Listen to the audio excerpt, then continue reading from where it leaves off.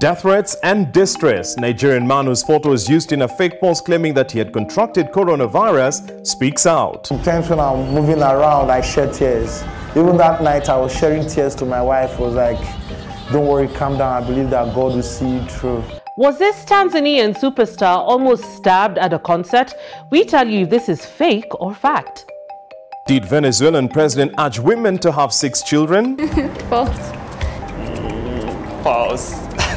We'll find out in true or false. Dad, all my friends are sick. How did this happen? 2020 showed us to never say never. Ensure your happiness with APA. Should never ever happen. As a news director, you also need to put a lot of consideration when it comes to preventing the spread of the coronavirus, especially here in the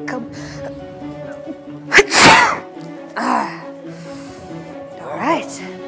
Yes, and I think that's what I learned. When you do get a sneeze or you feel like coughing, take a tissue paper, put it on your mouth and in front of your nose and sneeze into it, then roll it down and throw it in a trash can.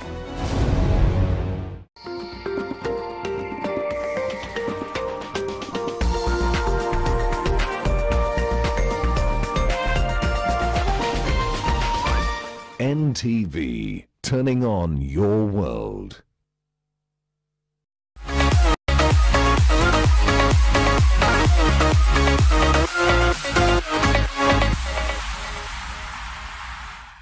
Good morning. Welcome to NTV Tizi Nyumbani. My name is Peter. It's a beautiful morning. How come Jibama so far? Hope you slept well. Hope you've woken up well. Today's workout, I want us to focus on the abs. Okay, we're doing 6 exercises, all of them targeting the abs area. So I hope you're ready. I hope you're going to enjoy the exercise. For warm up, we're doing 10 burpees. We're doing 20 butt kicks. We're doing 20 high knees and 20 jumping jacks. Okay, you need to be very warm for this one. Okay, so 10 burpees. Can we get started? Perfect. Let's go on. Turn the chin kifua, down and up. 1.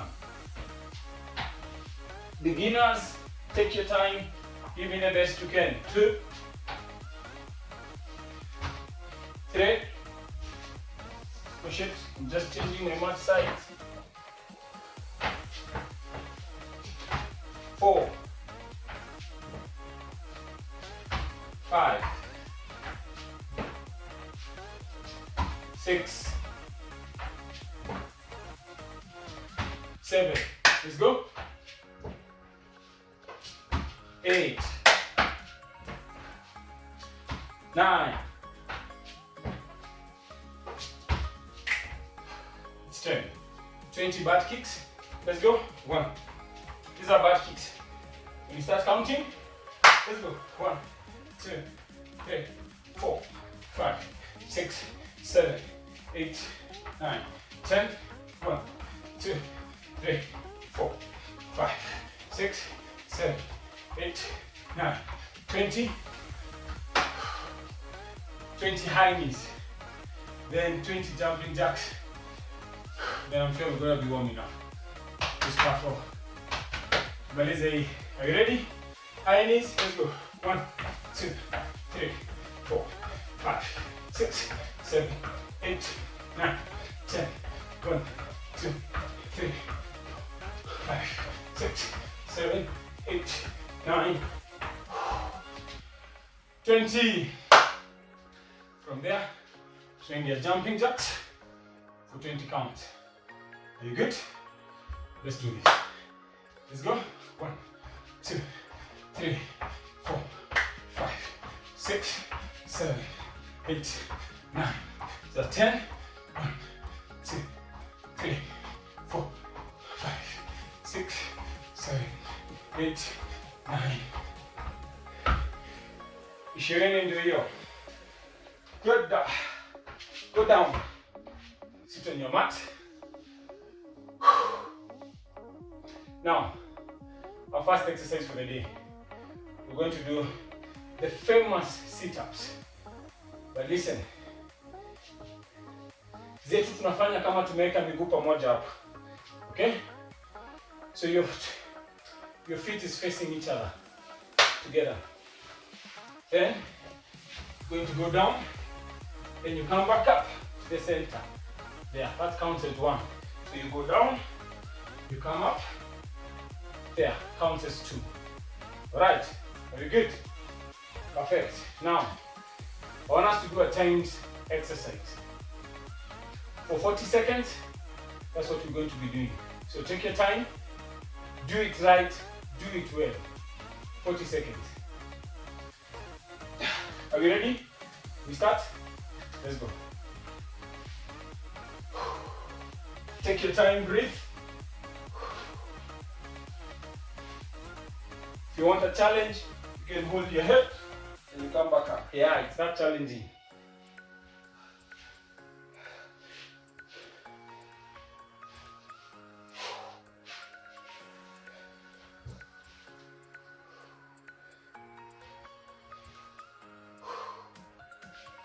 Keep the legs together.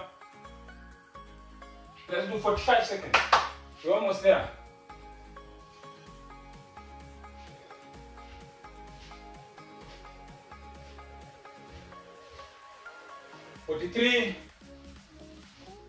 And 45 seconds.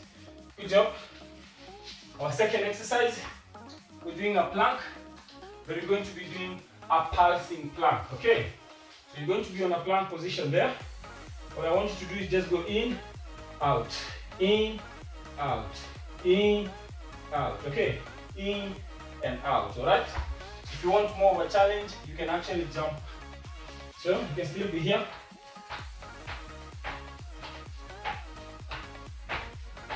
Right, gives you also quite some more challenge and all that. So whichever option you choose, we're in it for 45 seconds. Alright, let's go. Let's get started. There.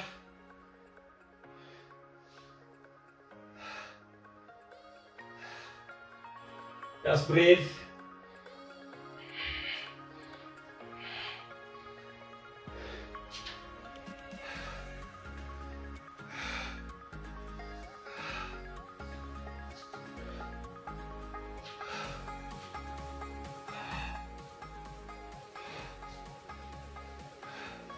We're on 30-second mark.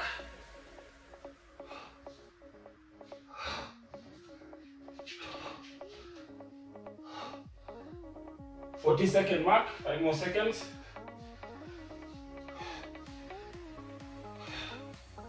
And stop. Good job. That's our second exercise. We're moving to our third exercise. So now, we're still going back to the famous sit-up, but ours, I'm going to put the knees up there. I want you to hold your head. Just crunch, come up, there. So it's a crunch. Alright? Are we ready? For 45 seconds. Okay? Take your time. Give me the best you can. Let's go. Here. Come up as high as you can.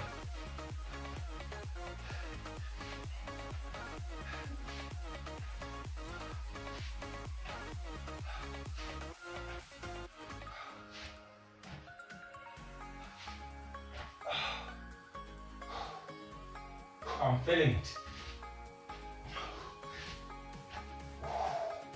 It's burning.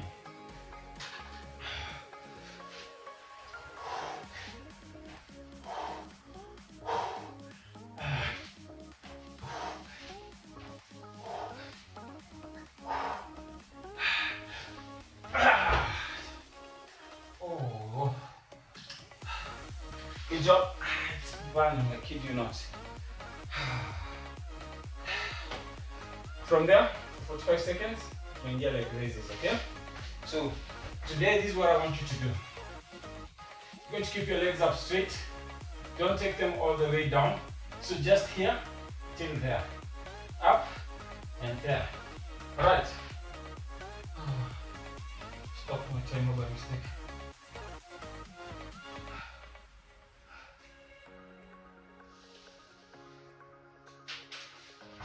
Sit up and hapo. Up, there. Alright, sishuke chini, just here till that angle. We're doing it for 45 seconds. Hope you're ready. Let's get started.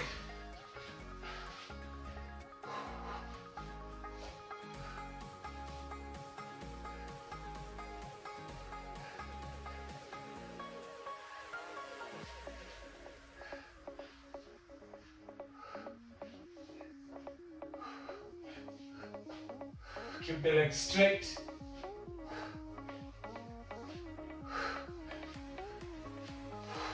And breathe.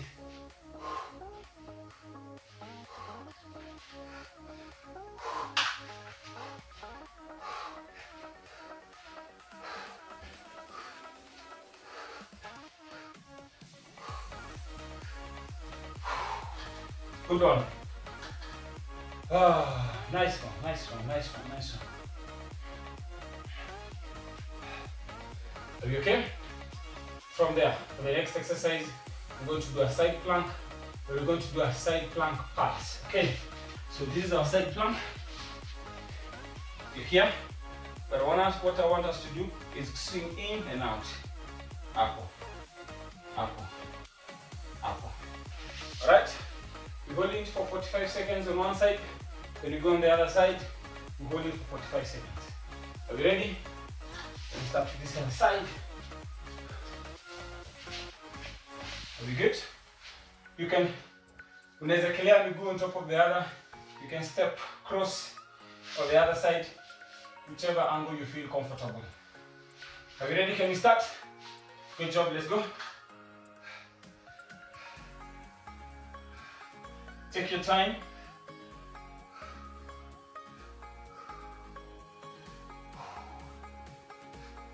Very nice for the obliques.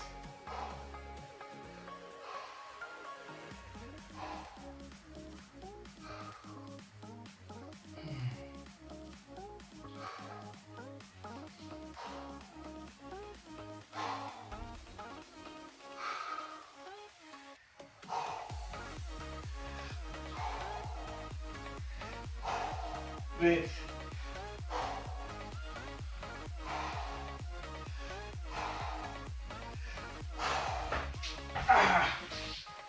Oh, nice one. Stop. We go the other side. Doing the same. Oh, I'm sweating. Are you sweating already? I'm sweating. That's a good one. Hope you felt it on the side. I'm still feeling it. We do the other side. 45 seconds. Are you ready? Let's go. Let's go. Don't mind my security. Let's go. Good job, push it. Got 15 seconds, 30 seconds to go.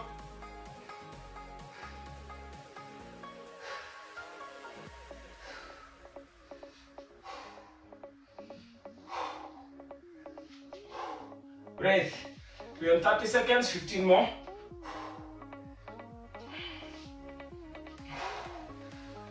Ten more seconds. 5 more. And stop. Oh. Good job. From there, this is our next exercise. Oh. You keep your legs up there. You'll go down, you'll come, nashika hapo, narudi chini.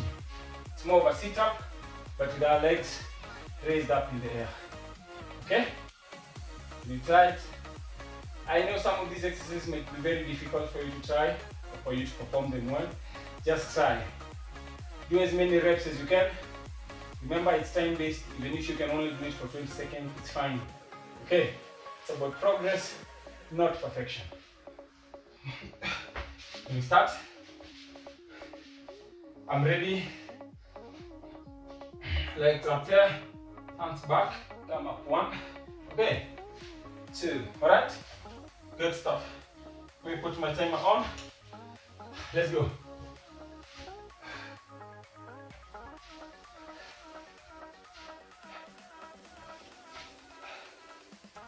It's similar to working out when you're doing a V-up. Just at this time round, the legs are already up in the air. Just come and touch your shin and go back down.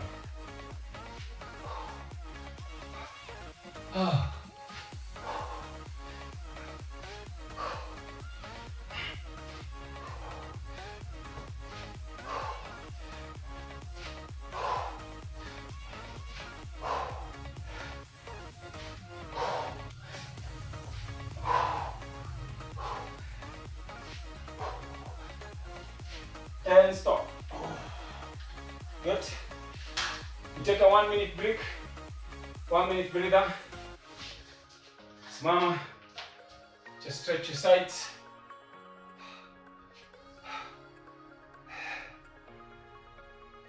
Good there. Stretch it out. Other side.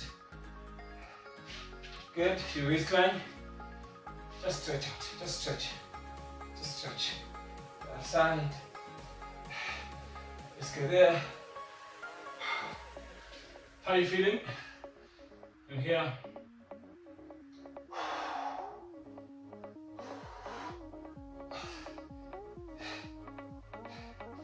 Okay. Good. Done with set 1. We're just getting started. That set 1 is done. We're starting the second set. Starting the same sit-ups. Legs together. Feet facing each other for 45 seconds. Very good. If you've just joined us, welcome to our abs workout today. Leo tunaguza tu tumbo peke yake. Are we ready? Our 45 seconds starts now. Sit up there.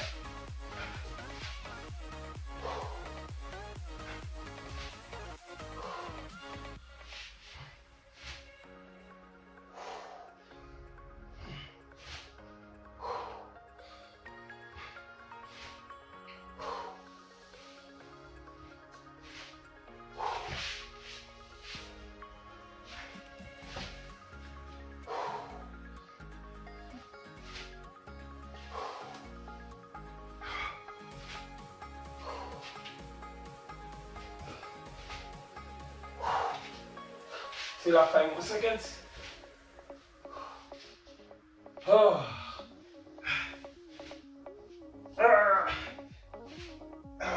Oh my God, stop. From there to get the pulsing plank. All right.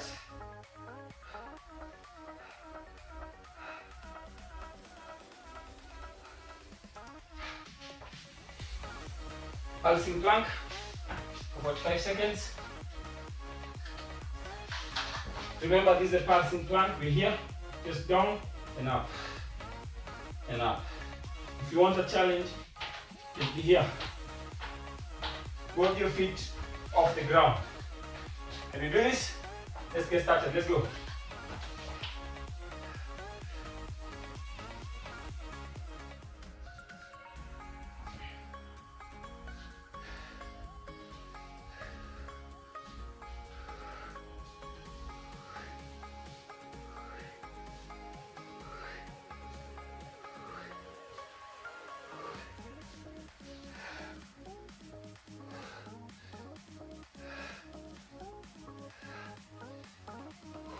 Seconds, 15 more.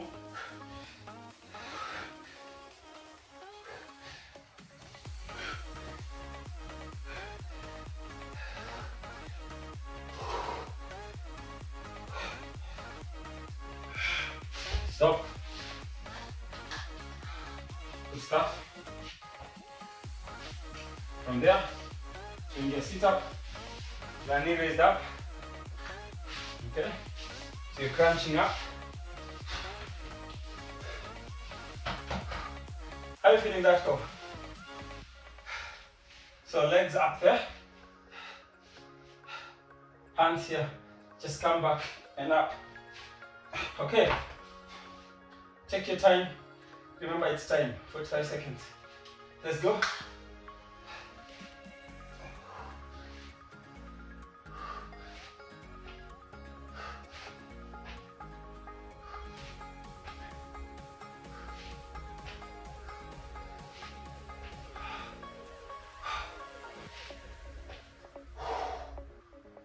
Breathe. I'm feeling it.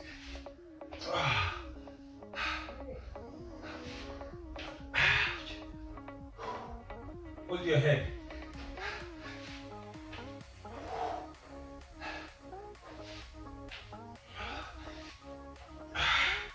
Oh my God. This is crazy. This is crazy. 5 more seconds. Let's go. Oh. This is crazy. This is awesome. This is crazy good. You know, there's crazy bad. This is crazy good. I'm feeling it as well. It's a challenge for me as well, which means I need to work on my core a lot more as well. So,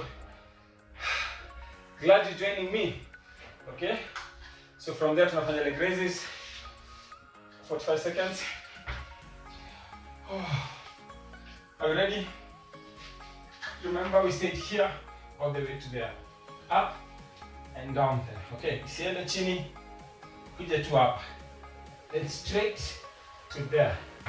45 seconds. Let's do this.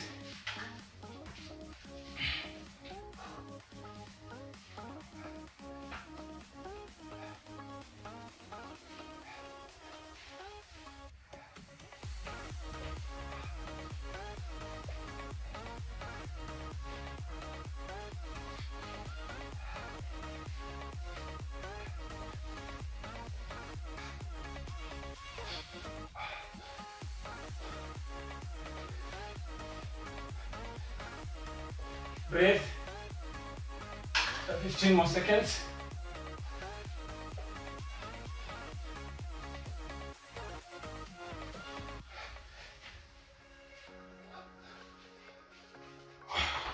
Good job. From there tunaingia side plank, pulses.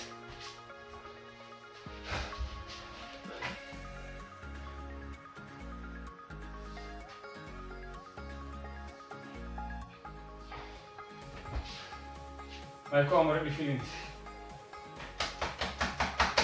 Twende kazi. Side plank pulse for 45 seconds. Are you ready? We're here. Let's go.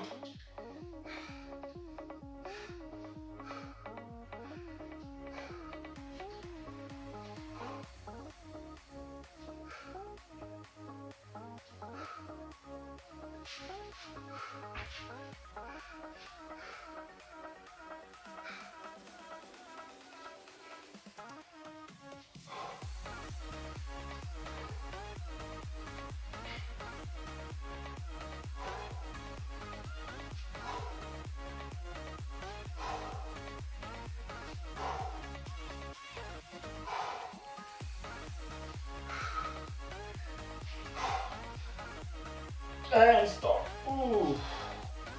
Good one. Balance the other side. Same.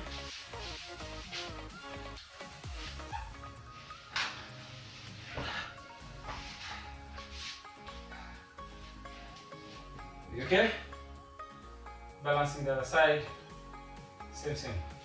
You good? Let's go.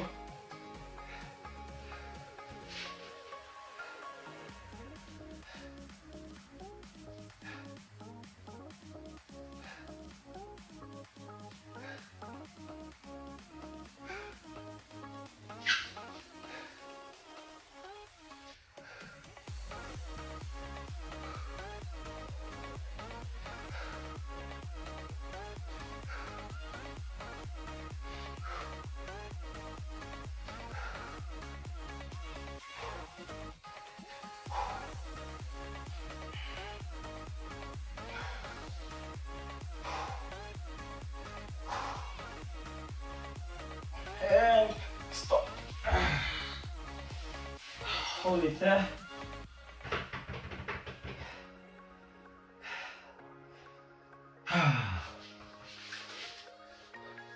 Good job.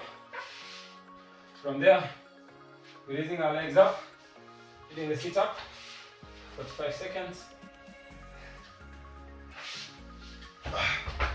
Then we take another break. Okay? If time allows, we hit the third set. If it doesn't, please make sure you do at least 3 sets or 4 sets of this exercise. So our legs are up there.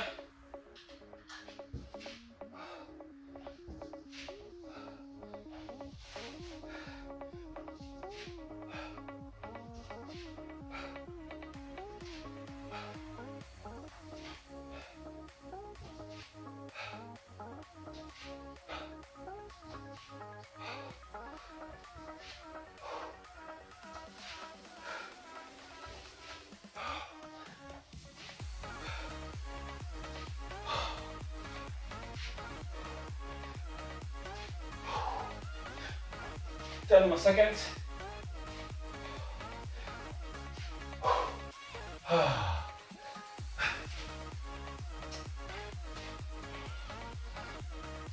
And stop. Good. You take another minute breather.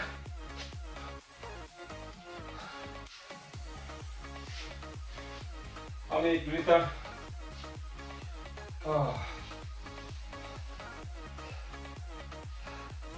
You have 30 more seconds to go. We have less than 5 minutes to finish up our exercise today.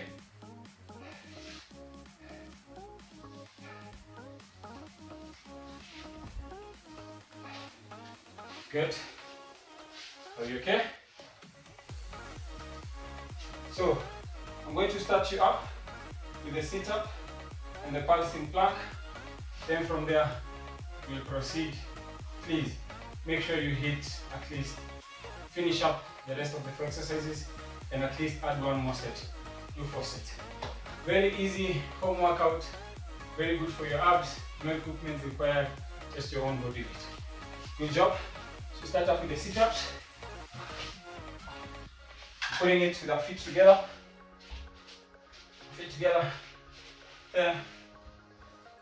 Okay, for 45 seconds. Are we ready? Let's go.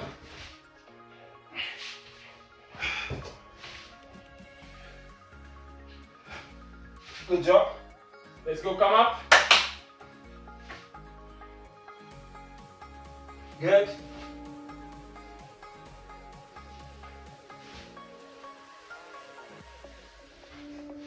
Push it.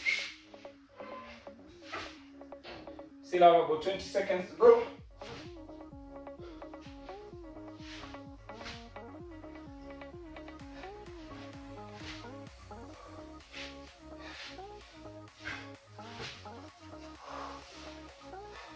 Five more seconds. And stop. Good job. I think we still have some time to do leg raises. Then make sure you finish off the other 2. Let's go. Just want to push you faster. Leg raises. Let's go.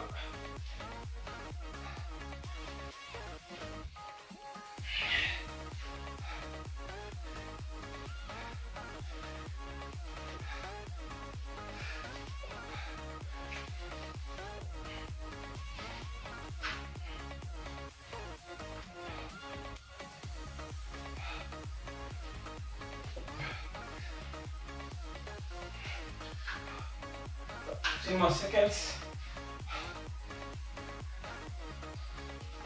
We can do this. Let's go. Push it.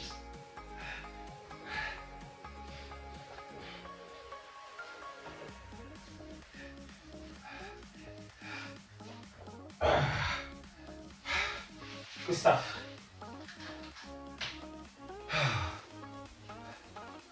Our time is up.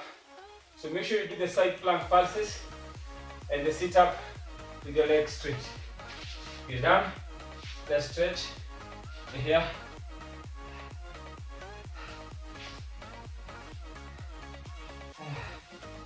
Breath.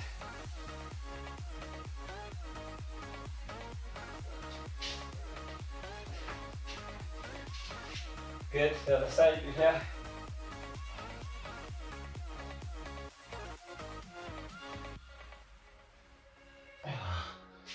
Good stuff, mama. Twist your waist. The other side. Good. Shoulder shrugs forward. Shrug them back. Twist the neck round. The other side. Breathe in, breathe out, breathe in. Out. Breathe in. Out. Breathe in. Out. See you on Friday for another pyramid workout. Cardio circuit. God bless you. Have yourself a good day. Bye-bye.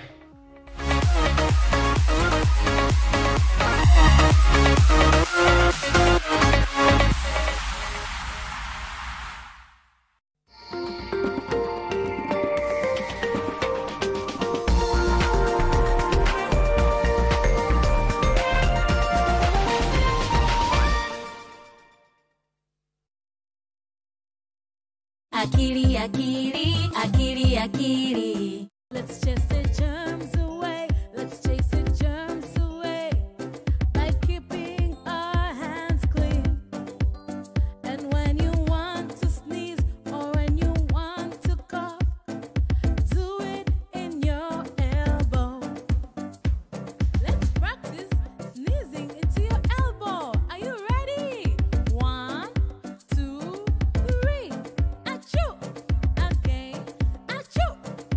Yay! You did it! Germs, germs, germs, they make us sick. Germs, germs, germs are not our friends. Germs, germs, germs, they make us sick. Germs, germs, germs, germs, germs, germs are not your friends.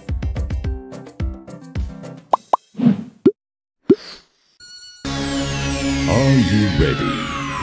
Ladies and gentlemen, may I have your attention, please?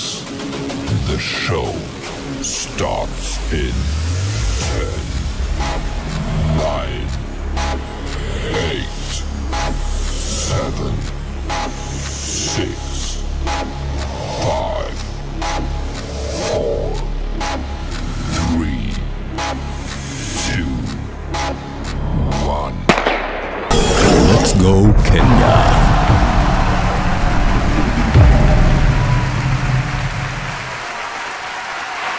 Jisot na bonga style yako by redeeming your bonga points for affordable smartphones at unbeatable prices at Safaricom shops and dealers countrywide or on masoko.com. Just dial *126#, check your points balance and go shopping.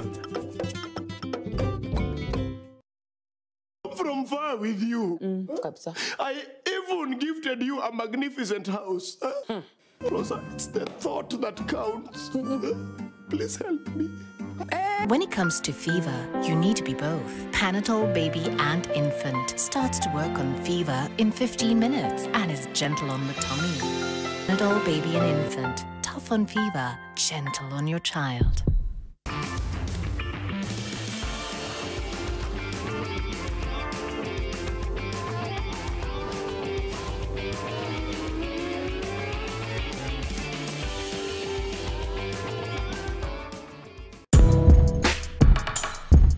Once I step on stage, you know, as a DJ, as a performer, I'm bringing just more than just the music, you know what I mean?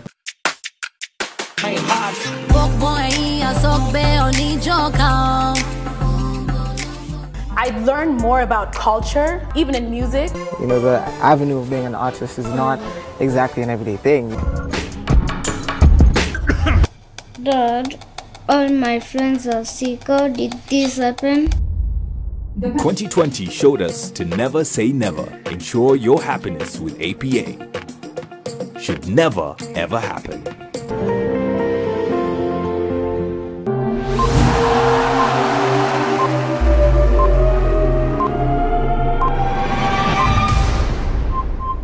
Let's go, Kenya. I want to encourage all people in Kenya to visit the national parks, game parks, conservancies, and make sure they experience what's happening in the conservancies and in our national parks.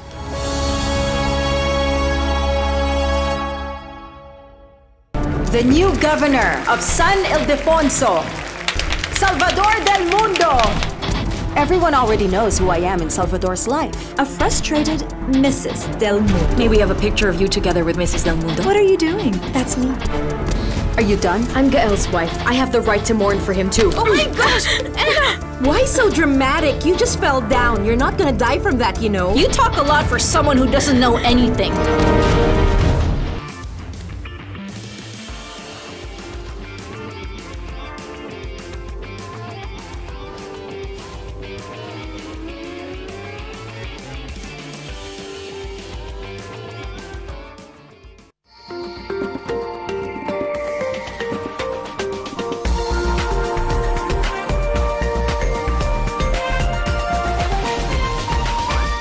This is NTV.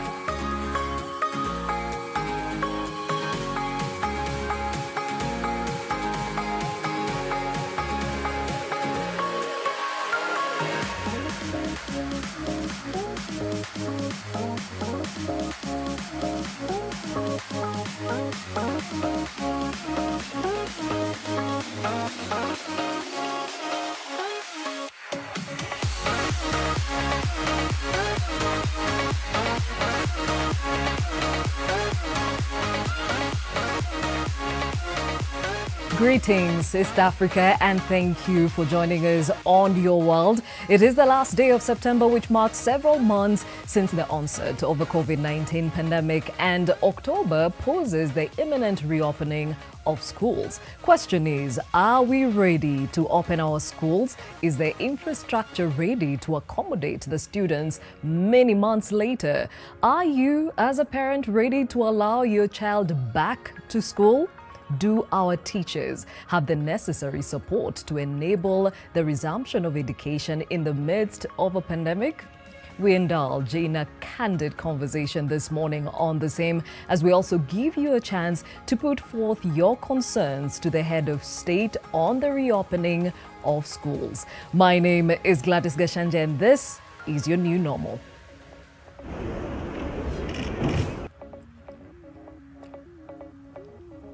Teachers are back in school, but students are not. We talk about this and more today.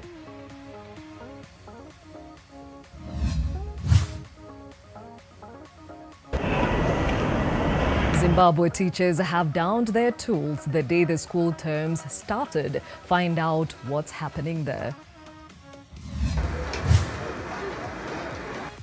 The president ordered for 650,000 locally assembled desks to furnish schools.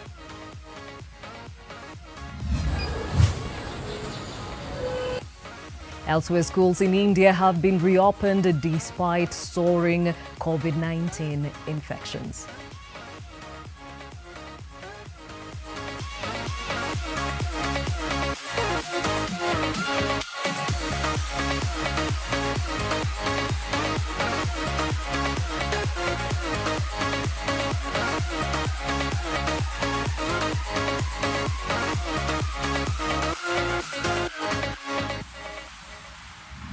Thank you for joining us on this broadcast, and even as we prepare as a country to probably open up schools in the next month, our question of the day to you this morning is, what measures need to be in place for you as a parent to allow your child to go back to school? What measures need to be in place for you as a parent or a guardian to allow your child back to school? That hashtag new normal on our social media platforms, and also you can reach us is using that number at the bottom of your screen. Now, a look at the impact of COVID-19 around the world in terms of the numbers. And this morning, we stand at 33,843,974 people who have been confirmed to have contracted the virus this far. Out of that number, 25,148,264 have totally recovered.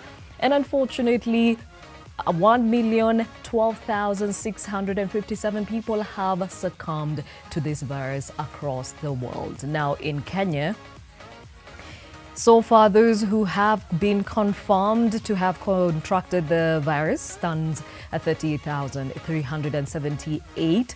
24,740 of those have totally recovered from the same, and unfortunately this far 707 people have succumbed to COVID-19. Well, remember, there is a worry around the world that the second wave of this virus is actually hitting most parts of the world. So again, let us be wary even as we actually relax the measures here in the country. Now, take a look at something else that has been making headlines, especially better part of this morning. The world was an audience to the first presidential debate in the United States between former Vice President Joe Biden and the current president, that is Joe Trump. And of course, that was quite a debate that was marred with a lot of arguments and that was actually marred by a lot of arguments and personal attacks. But then again, they also talked about the importance of the economy doing the campaigns during this COVID-19 period. And one thing that seems to be standing out, and I'm sure it will have a lot of scrutiny around the world during the day, is that President Trump refused to categorically speak against all that has been going on, especially when it comes to racist remarks and of course all other things that have been happening on the ground. And this icked a lot of viewers, and a lot has been said even on social media. But definitely more details of this debate will be coming to you even as we bring you our bulletins throughout the day. Now, let's take a look at some of the stories making headlines around the world. 12 more elephants have died in Zimbabwe, bringing the death toll from a suspected bacterial infection outbreak to 34. The animals died between August the 24th and September the 23rd this year in and around the wildlife-rich forests between the famous northwestern Wange National Park and the town of Victoria Falls. We first discovered the dead elephant in August. I think it should be on the 24th of August. And the numbers have been increasing. So over the last 2 months, we are now talking of at least 34 elephants which succumbed. Those elephants, we discovered the dead bodies in the area between Wange National Park and Victoria Falls. We ruled out things like anthrax. Poaching was also ruled out because the tusks were intact. So anthrax was negative. So the test that we did, there was an indication of a bacterial infection. Some of these things, they normally happen during this time of the year because of stress. You know, elephants are heat sensitive, and sometimes they travel long distances in search of food, in search of water.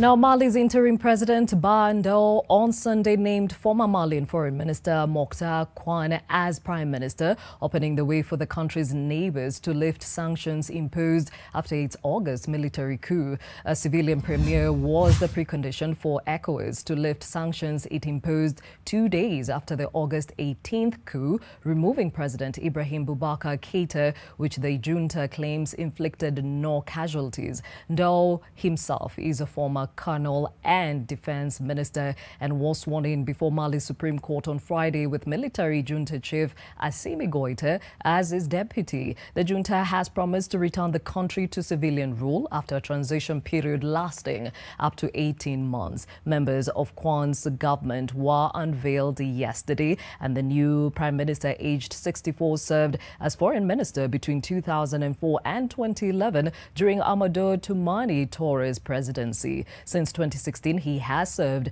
as peace and security representative for the West African Monetary Union.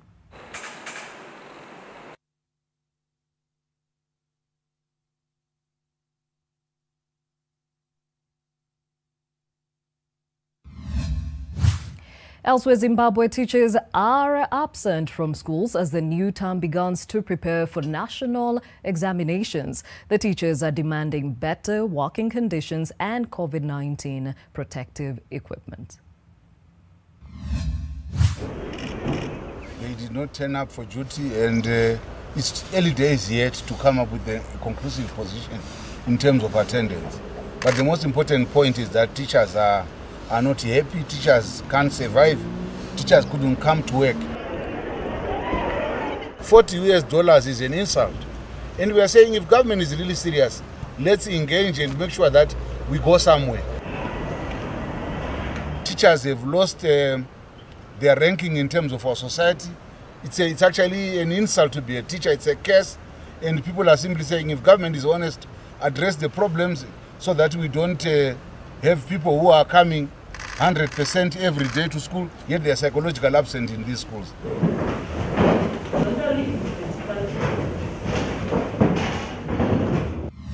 On the anticipated reopening of learning institutions, safety still remains one of the major concerns. Now, public health experts and child psychologists insist that while it may be a good time to reopen due to decreasing infections in the country, proper safety measures must be put in place and close monitoring done to avoid a calamity involving children. I think it's about time to call our children back to school. As the government explores modalities of reopening schools in the face of the coronavirus pandemic, public health experts agree that it may be a good time to return to class. At this point, we're at a fairly reasonable place where the amount of virus that we're seeing, the positivity that we're seeing has gone down. How does this inform reopening? When we've had a positivity rate that's below 5%, basically what we have seen over the last several days, then it means that we're probably edging to a place where we can reopen. At the moment, most of the people have learned how to take care of themselves. But that notwithstanding, the schools must put in place what we call physical distancing. The next thing is they should have a place to clean their hands. Sanitation should be good, and provide the soap. There is also what we call respiratory sanitation, but when you look at it, we have told people should use tissue paper. In the community, do we have the tissue papers? So as we continue, these guidelines should get domesticated for each and every situation in the country. So it's better that we have local committees to look at this and the school, so that we are able to implement the reopening of the school with guidelines which have been domesticated.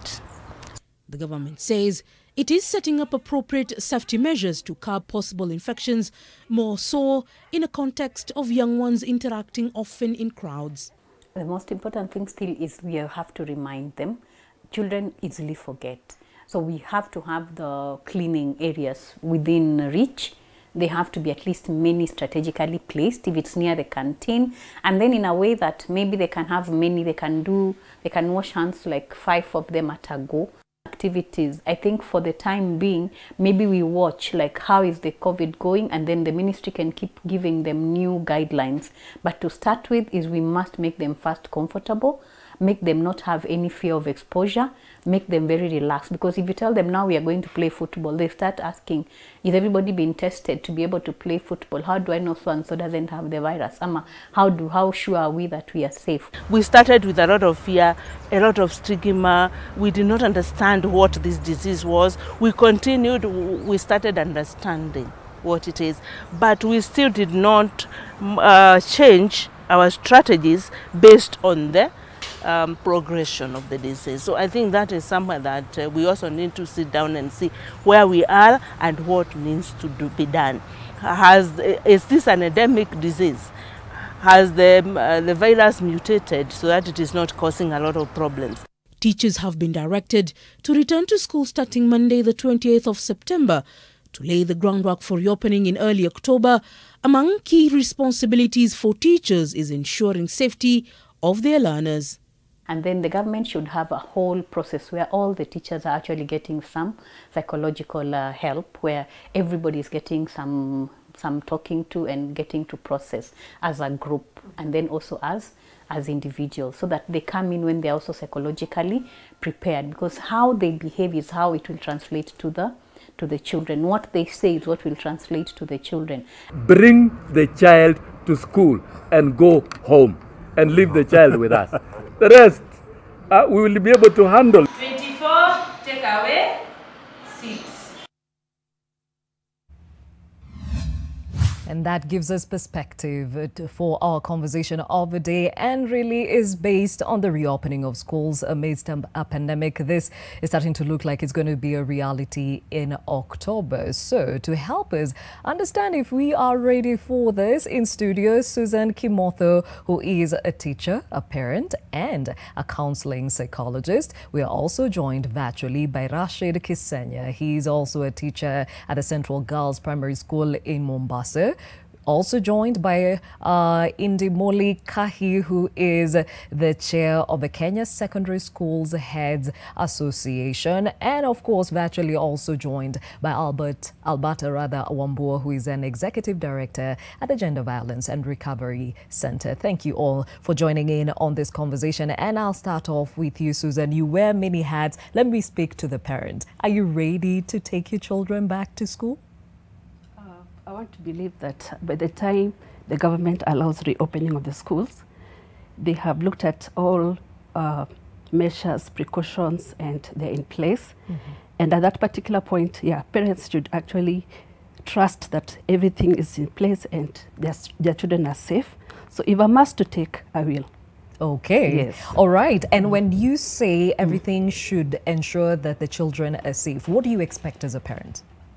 As a parent, I expect, of course, that there's the thermal gun, so you have the temperature taking, there's social distancing, there's the sanitation, and all that. All is put in place, whether it's in the infrastructure, in the classrooms. Students are aware of what is the importance of social distancing, so that even if you have them in class, it's very easy to put them in social distancing areas. What about when they're out? So awareness is very important. So what measures will schools have put in place? Now, as a parent, in the school my son is in, what measures have been put in place to ensure that the students are aware of social distancing even out there? So that in as much as they're interacting with one another, remember they've not seen each other for quite a while. So as they're interacting with one another, how do they keep the distance so that they don't have any, or we don't have like cases of corona in the schools here. Okay. Now let me speak to one of the teachers amongst us. That would be the one in Mombasa, Rashid Gachanja. We spoke yesterday. You said you reported as instructed on Monday. How are you preparing to ensure that the concerns that Susan is putting across are addressed?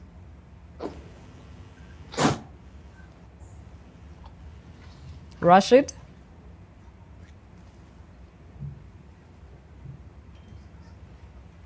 Okay, we shall get back to Rashid, but the other teacher and also a head of a school is Indimoli Kahi. Now, as a chair and of course as a decision maker in the school you're in and also part of the Association of Heads of Schools, what measures are you putting in place to ensure that the concerns Susan and other parents are putting across are addressed? Thank you, Gladys. What I would say is the ministry gave out guidelines, and the first thing that each school should do is to look at the guidelines and try to domesticate them to suit the situation in the school. What we are looking at now is what are we able to do as far as these guidelines are concerned. There are those that can be done with the minimum facilities that we have, but there are those that will require funding. For example, I've listened to the parent and her fears are correct, that what will we do with social distancing? That's a very big question, and that is the elephant in the room.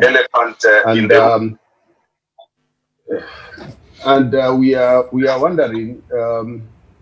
One, the government has taken the first step, that there are some schools that really needed desks, and that's why we have seen government purchasing desks for some schools. I remember initially we had an issue with it, and we were saying at the moment we do not need desks. But further to getting information, these desks were being given to schools in the sub-counties where in primary school you find the children share the desks. So a few primary schools have been identified that are in dire need. Those will be given, and also in secondary schools. But we have schools also whose population is very high. And we have quite a number. I think in the process of our discussion, I'll be able to give you some figures of certain number of schools and their population. Then the challenge is, how do we exercise social distance in a class that had 60 students, and then as we were demonstrating in our own school, you find the class now has to take about 25 students or 20 students. Now, where do you offload the excess? And this goes through. And I think now this is what each school should be doing to find out what is the level of a challenge that we are going to face. When we were looking at our situation, we noticed that we may need an extra, quite a number of classes. Yes. If that criteria of social distancing has to be maintained at what we are given. Secondly, we need as a sector to demonstrate hope to the parents that are we having enough water in the schools, enough running water. And that is where we are calling on county governments, we are calling on the government of Kenya, the national government. How do we get water to schools that may not be having running water? Provision of storage facilities, so that this water is available at school for children to practice all the time hand washing. And then issues of masks. We need to come out very clear, and the minister did mention the other day that there would be a challenge in providing masks for all our students in the country. So it is important that this message comes out so clearly, so that parents start preparing that they will have, if they have to provide masks for their children, so that they start preparing for that. Or if government is going to provide these masks, then during this period, these masks should be taken to schools, so that by the time the children are beginning to arrive, the masks are already in school where they can be given.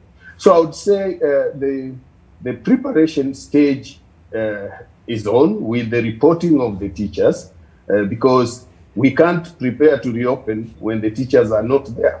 because who will have ensured that certain things are put in place? Okay. So number one, Mr. Kahi, let me stop you at that point so that we can hear from Rashid, who is already back to school and is preparing accordingly for the school's reopening. Rashid, if you can hear me, what exactly is the Central Girls Primary School putting in place to ensure that all and sundry are safe?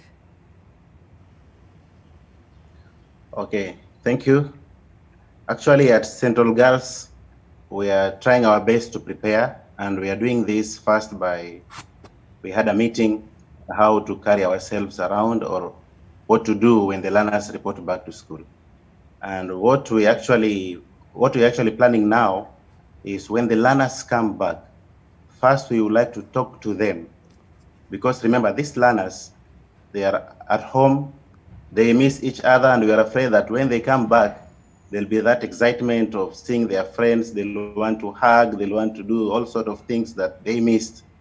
So we are planning first, when they come, we advise them on the importance of social distancing, things like that. And also we checked our class and tried to arrange to make sure that the 1 meter apart rule will be applied, but the challenge just will come the way the previous speaker has spoken, that after you arrange the desk or you space them 1 meter apart, then what next? The class won't hold enough learners. The other learners, where will we put them? There are no extra classes. There are not even tents where we can say we take the desks to the tents. But actually we are really trying to prepare that. Okay, and you as a teacher, are you concerned about your safety? You'll be dealing with children coming from far and wide, different homes, and that means different exposures. Are you worried about your well-being? Yeah, actually we are worried. After what happened with other people who died because of coronavirus, we are very much worried. Because remember, these learners are coming to school, back to school. We don't know who they have interacted with. We don't know who is infected and who is not. So we are actually worried about our safety too. But then again comes the issue of PPEs. For example, if you give the teacher PPEs, how will we look while teaching the learners? I think they will be scared of us in the first place. So we are worried about our safety, but again, we don't know what measures will be put in place, like maybe wearing protective gears. We can wear a mask, that is very okay. But now, what about if the pandemic strikes back again? What will we do? Should we wear PPEs? So that's a point that can be debated upon. Okay, and it's a valid question. Now, before we hear from the Executive Director of the GVRC, President Uhuru Kenyatta reiterated on the need to be very sure of the children's welfare and well-being before the reopening of schools. Now, this morning on Your Voice, dubbed Dear Mr. President, Brian Mushiri walked around the streets of Nairobi and spoke to parents on how they expect schools to be reopened and if they should be reopened in the first place. Here's Your Voice. Dear Mr. President, this is what Kenyans have to say about the reopening of schools. Mimi ningeomba watoto wakirudi shule, kila mtoto awe na dawati yake, na kuna maji ya kuoga pale na wana sanitize. Kwanza ningependa sana waweze kushughulikia watoto kwa sekta za mask, wa make sure watoto wote wako na mask. Shule ikifunguliwa saa hii tunaenda kupoteza watoto. Desk ile ya kawaida wanakanga watatu. Tukitarajia hiyo watoto tutapoteza. Wanafaa kama serikali iko serious kufungua hii shule, kila mtoto atengenezewe kiti yake. Ila anakaa peke yake, machi pale na maski asikose. Hata vitabu tukisema kuna kitabu lazima washare, mwalimu lazima angalie. Unaona corona itasambaa, shule ifungwe kwanza until further notice. Mimi ningeomba wasirudi kwanza, corona iangaliwe venye itapeleka dunia. Sasa ndio after hivyo January kama kutakuwa kuzuri watoto watarudi shule. Kwa hata wangu saa hii alikuwa amesikia wanarudi shule anatetemeka. Aniliza mama sasa tutarudi na tukigonjeka huko. So hata mimi nilikuwa staki, sikuwa nataka. Ni mzuri watoto warudi shule, manake shule ndio msingi, it's the future. You know, bila elimu hatuna mbele wala nyuma. Sasa ningehimiza serikali kwa roho yani kwa roho safi, yani uangalie elimu hata kama ni kupuliza hizo mavirusi ama sijui hiyo ugonjwa, they make the environment clean and everything, sanitizer na kila kitu kwa pale, na watu wafundishwe hygienic na hizo standards na kila kitu, to follow the rules vile tunafanya sasa hivi, we are wearing mask and stuff like that. So nzuri sana, iko nzuri. Hapana, cause hata sisi watu wazima si tulikuwa tunabeba sanitizer, lakini saa nyingine ulikuwa unapata hata hujaitumia. Wewe ni mtu mzima na unajua venye kunaendelea na unajua ugonjwa venye ina nini. So watu sio kama watoto, kama watu wazima wanashindwa, watoto ndio wataweza. Kwangu naona hapana. Brian Mushiri, NTV. Well, the state of schools is something else, as you've had the parents are saying they are very worried about. But against all expectations, again, President Uhuru Kenyatta has ruled out reopening of schools, saying the conditions are not yet ideal, and teachers reported back to schools on Monday, as we know, and as ordered by the Ministry of Education to prepare for a possible reopening by mid-October. Oko Kusa spoke to some of the heads of schools and filed this report. At Lake Primary School here in Kisumu, support staff force in the thick of things. This was replicated in a number of public schools across the country as teachers heeded to the call by their employer to report back to school after a 7-month hiatus caused by the COVID-19 pandemic. We lived with uncertainties, not knowing when we will go back. There is a teacher who even complained, now I didn't put the right attire for the work, madam. So maybe we can start tomorrow. The TAC guidelines had indicated that the heads of school form a special committee that will spearhead the implementation of the COVID-19 measures that include observing the 1-meter distance between students in class, mask wearing, and frequent washing of hands. Naimiza shule moja ama mbili pengine ambazo hazijaanza kufanya hivyo waanze kufanya hivyo. But even as the teachers remained upbeat about the reopening, they expressed concern on how to deal with the problem of inadequate infrastructure. Hii shule iko na watoto 3,334 kwa madarasa 38. Sasa issue ya social distancing cannot apply here. Lakini nimeambia walimu wajaribu tuweke madarasa katika hali ya usafi. However, there could be a window of reprieve for the teachers after President Uhuru Kenyatta announced today that learning institutions will only be opened when the safety of the learners can be sufficiently guaranteed. The lives of our children and their health is not a matter for debate. Learning institutions, therefore, should only be reopened when we have and can sufficiently guarantee the safety of all our children. Last week, an education stakeholders forum had given the indication that it was all systems go for the reopening of learning institutions, and it was now up to the president to announce that date. The president, it seems, is not yet convinced and is calling for patience. I really would plead with Kenyans, let us not focus ourselves on when schools will reopen, but how shall these schools open in a manner that protects our children and protects their lives and their health. Tafadhali. So therefore,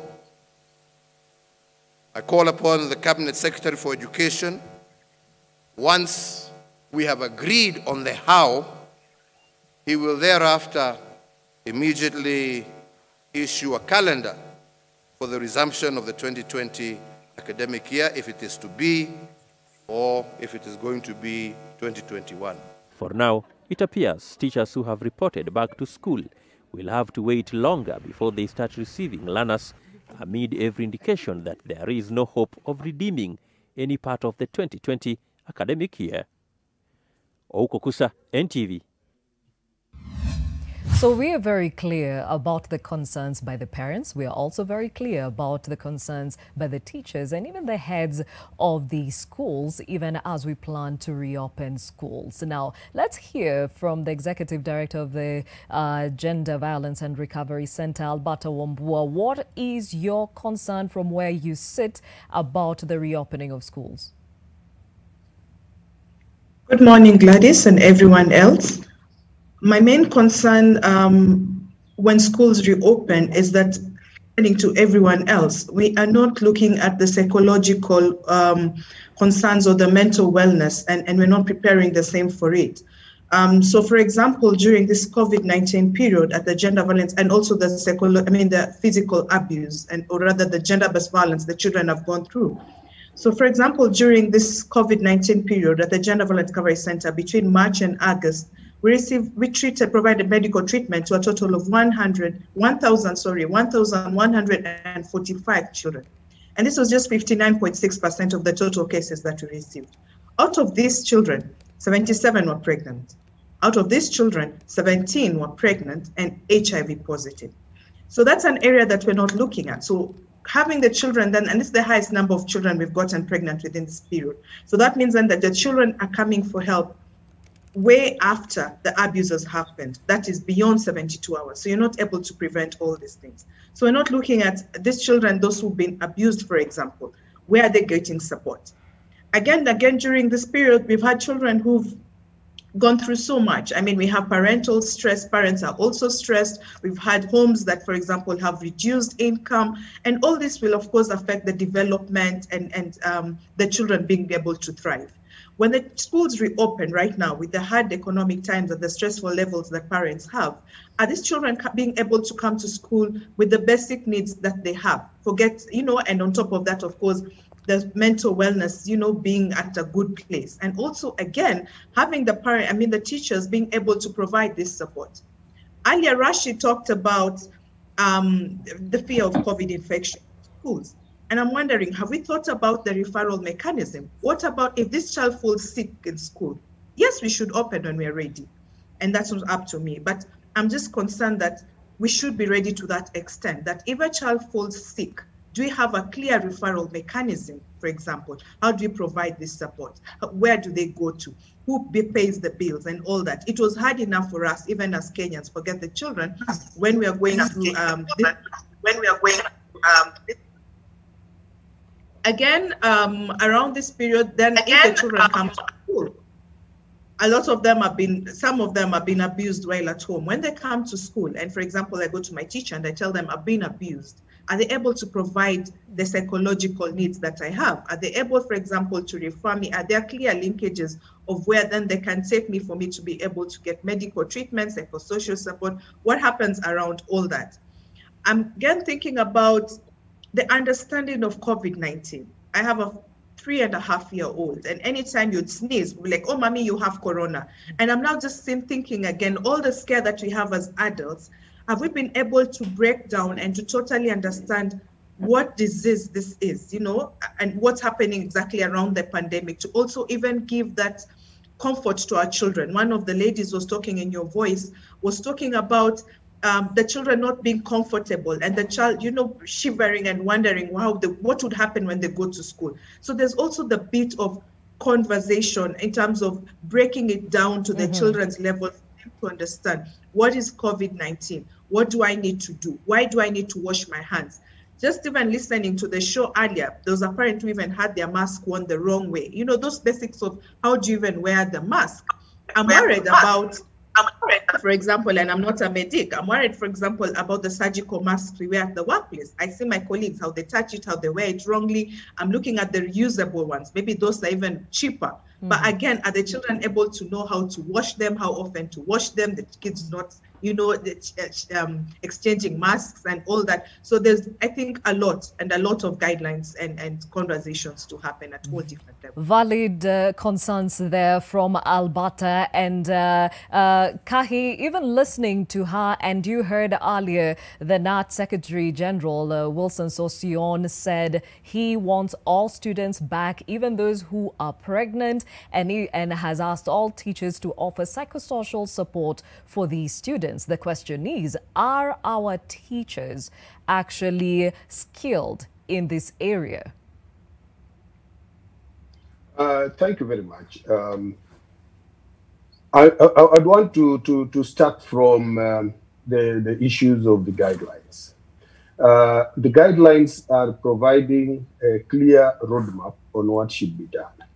I think we need to take time and just read them. The challenge that will be there is when we look at the psychosocial support, the concentration is more on the students. And we are forgetting that even these teachers also need that support because they have also been out there. We don't know how many of them have gone through that abuse we are talking about. And that is why in the first step, during the period the teachers are in school, we are expected through the guidelines to also provide information that will assist the teachers through the psychosocial support they need before they can offer it to the students. If you look at the guidelines, we are talking of revamping of the departments concerned with the guidance of students. These departments, the members need to be retooled, to be equipped. Teacher Service Commission has prepared tools for training of the teachers. Once these tools are rolled out, we will be able to see how much support is being given to the teachers to prepare them to be able to offer psychosocial support to the students. Secondly, the concerns of the parents are very valid, and that is the areas where we too fear that how will the children cope with the measures that are going to be put in place? And that's why we are asking that as they are at home now, the parents should start emphasizing on these measures, wearing the mask correctly, and they should be demonstrating it to them. We've just heard from Madam Wambua, and we saw it. A parent was talking, but the nose was exposed. And the most dangerous thing is to leave your nose exposed because the mouth you can close, but the nose is open. So we need to start inculcating this at home, and parents should do this.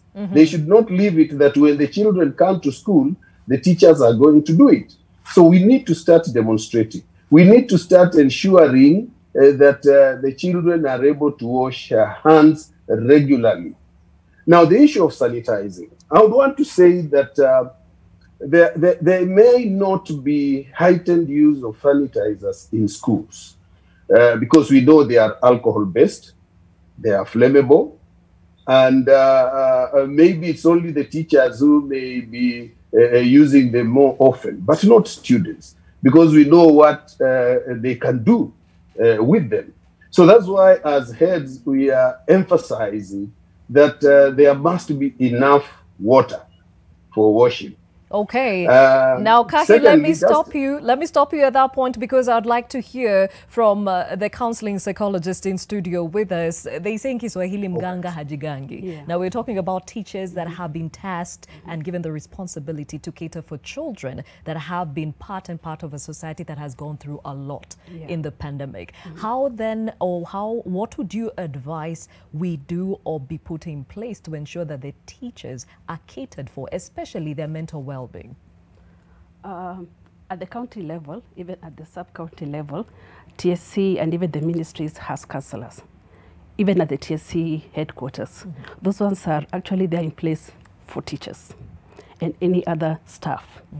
So with the training that Mr. Kaki had also talked about, and with that kind of facility where teachers can go for individual therapy, if they want to do a group therapy and call in a therapist to help them, then that actually helps them now to prepare, even them psychologically, to be ready for what? For the reopening of the schools, to deal with any issues that they may have gone through this 6 period of time that they have been away. And also, what fears do they have with the reopening of the schools? What anxieties do they have? So what can be dealt with, especially the emotional bit? What Mr. Rashid talked about PPEs, and actually I want to imagine for teachers, it's a little bit easier because if I have students, I can keep a distance. Also, it also depends on the level of the students. But for the students, it's actually more harder. And for the teachers, it's also important for them to be able to reassure the students. You have the apparent and Madam Alberta talking about what are the students coming in and what knowledge do they have. So at what point are they themselves to reassure the students that with you coming back and with you maintaining these precautions, it's actually possible to get on with the education. So there are systems there in place. And I also would like to, Mr. Kahi talked about the guidelines. One of the guidelines is having a psychosocial COVID response team, even at school level. This one now we have a rough idea of what students have gone through, we've been told. But when students come in, you have to do a rapid assessment of what have these students actually gone through. What can be dealt with individually? What can be dealt with as a group? What guidance do you need to give these students? So probably the first week, that's what it's going to be all about. So that you can, as much as possible, normalize before you start even the education. Okay, and just a quick reminder that we are here to not only give our opinions, but also we can have a discourse. If you have a question for each other, please note that you can actually pose the same to them. And let's welcome Indibuli, rather Otoa Sifuna, who is an education expert. He has been a teacher for over 15 years, both in primary or rather private and public schools. And Sifuna, there has been the concern that the private schools probably have more privileges going into this than public schools. How can we ensure that we even out the playing field and all students from all backgrounds in Kenya will be safe and catered for? Yeah, Gladys, thank you very much for having me, and I really apologize for coming in a little bit late. Yeah. When I came in, I listened to my sister Alberta talk about the dangers that our learners are experiencing while at home. However, as a teacher, I actually biting the bullet. We have to ask ourselves very difficult questions. Why are our learners subjected to a lot of untold agony outside there? Why are our girls getting pregnant at an alarming rate outside there? And Madam Alberta, that really comes down to two things that I want to say. Number one is the parental responsibility. It goes without saying that most of our Kenyan parents are doing very little, Gladys, in terms of what we call safeguarding, childcare and safeguarding. I do say that when God gives you the ability to give birth, you are not just a biological parent. There is also the duty of care as a parent that you need to take note of. Gladys, are you getting me? Yes, I am. Yeah. Number two, it is the question of our moral decay. And I and my brother Kahi Ndimuli.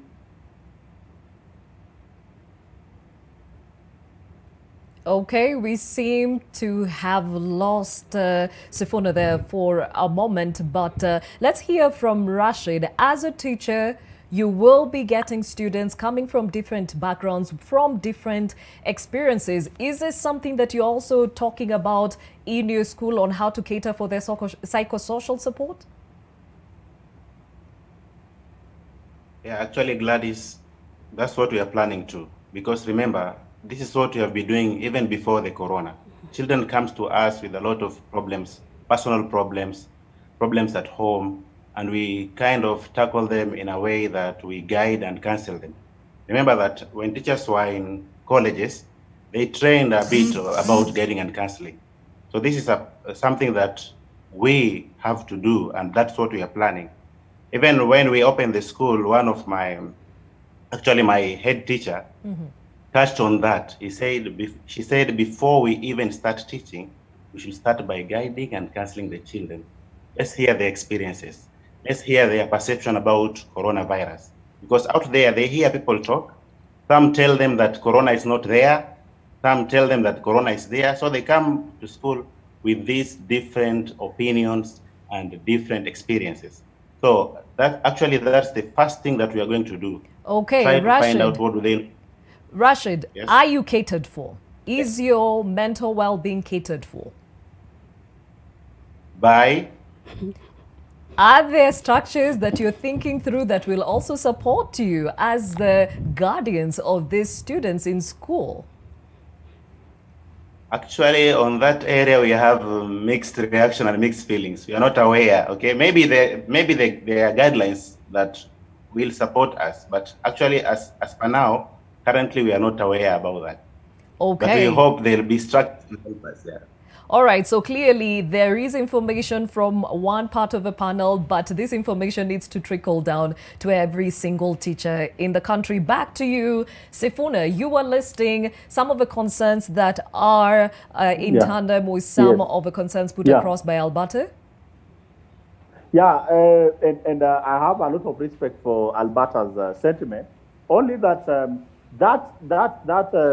Gladys tells you of our values. You know, when we teach as teachers, we don't just teach the cognitive ability. We also teach the art. And when I talk about teaching the art, I'm saying the value system of our nation, the value system of our society. It really saddens me as a teacher to say that students will be safer under my custody, but when they get to their respective villages and estates, what I'm seeing happen to them, it saddens me as a teacher. And the big question I'm asking, where are our moral values? Where are the times where society was full of mentors, society was full of role models, Gladys? Remember when you were growing up, and society was actually like the pillar upon which you grew up, a very strong girl with values and all that. And you could trust. It's the level of trust. But coming to the topic, as a teacher, I think Gladys, I have gone down on record. And Banakahi, who is our head at the Heads Association, will agree with me that I've always said this, that yes, we are ready to reopen and go to school, but with a caveat.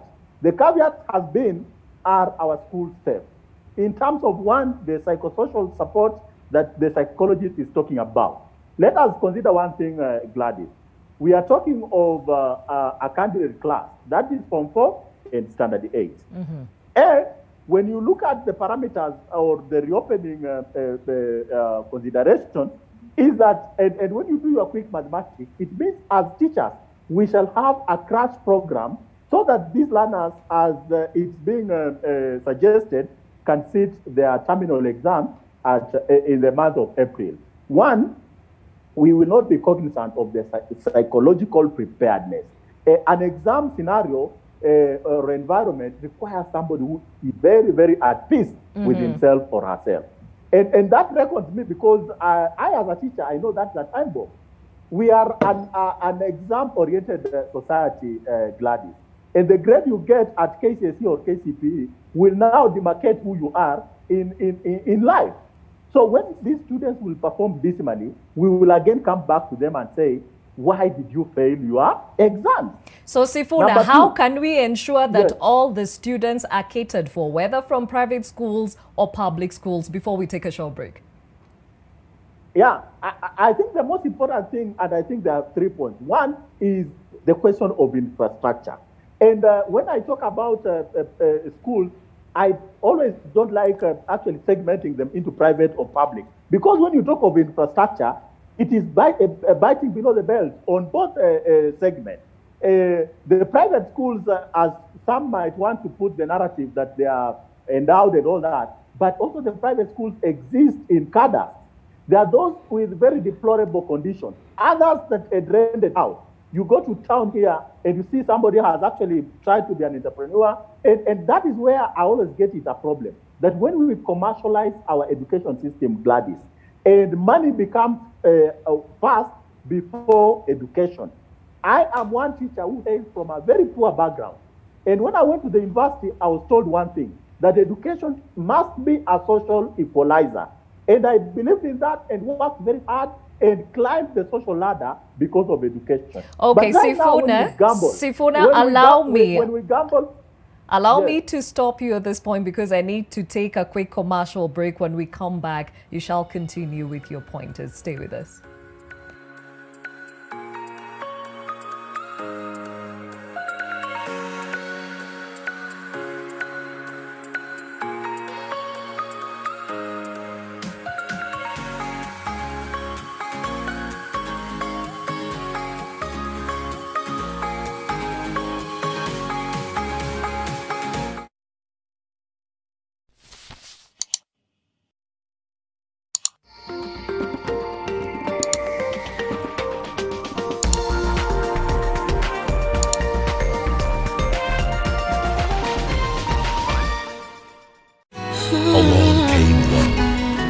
It looks like Lushan is sticking her nose into things that are none of her business. This isn't the right time. He was always after me and everything was just going great until Marta got in the way, just as she did with your father. If there's anything that concerns my children, you have to tell me about it. Do you understand? Excuse me for interfering, but if Luciana didn't... But still, she doesn't have any right to keep from me anything that has to do with my children. Yes, but... I don't even want to think about how much trouble she's in. Luciana, the fact that I can't be with you doesn't mean that I can just forget everything I feel for you. Are you all right, Madam Lillian? Is anything wrong? It's nothing you can fix. Nobody has the cure for love problems.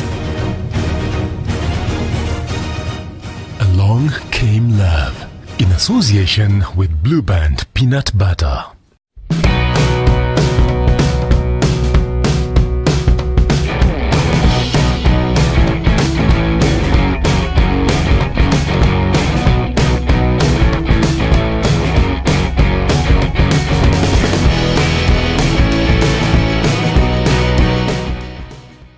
Cementing the nation's future. Simba Cement, the strength and pride of Kenya. Now also produced in Nakuru and Mombasa. The super efficient Jiko Koa requires half the charcoal of other Jikos, so you use less fuel and receive immediate savings. Enjoy our special offer now and save 1,000 Kenya shillings with every purchase. Jiko Koa, Kenya's #1 saving Jiko.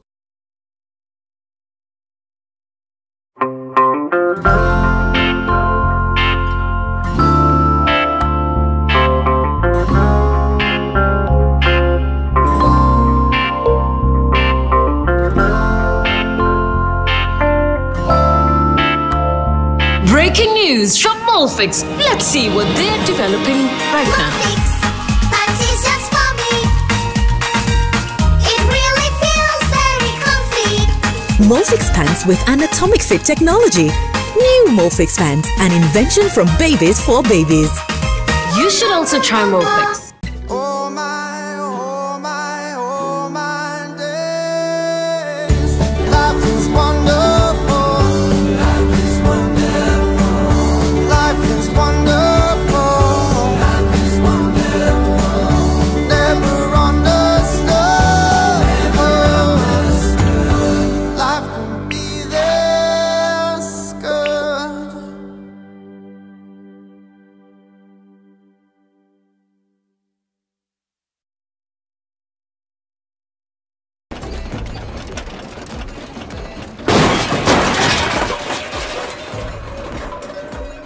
Ni gari ulinunua tu juzi juzi. Si unajua nilipeana ifanye taxi. Driver sasa amenirudishia ikiwa mkebe. This is my 5th car. Nataka sasa nipeleke kwa my ride. My ride? Hiyo stress ya kumanage driver, maintenance, sijui fuel, imewachia my ride. Mimi kazi yangu ni kuendea 40,000 every month. Bring your car and make money stress-free. Just collect up to 40,000 Kenya shillings monthly with my ride.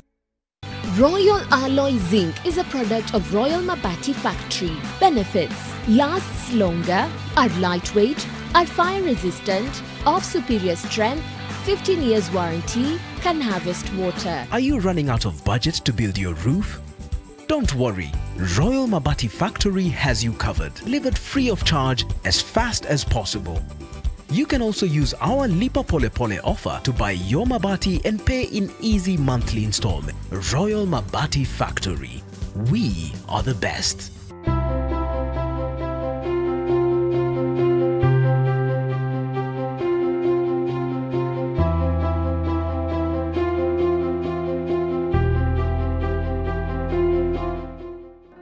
If we didn't get the funding from Equity, the COVID pandemic would have been a big hit to us.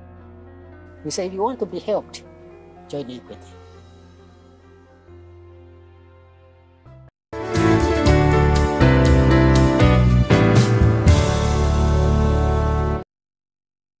Here we go!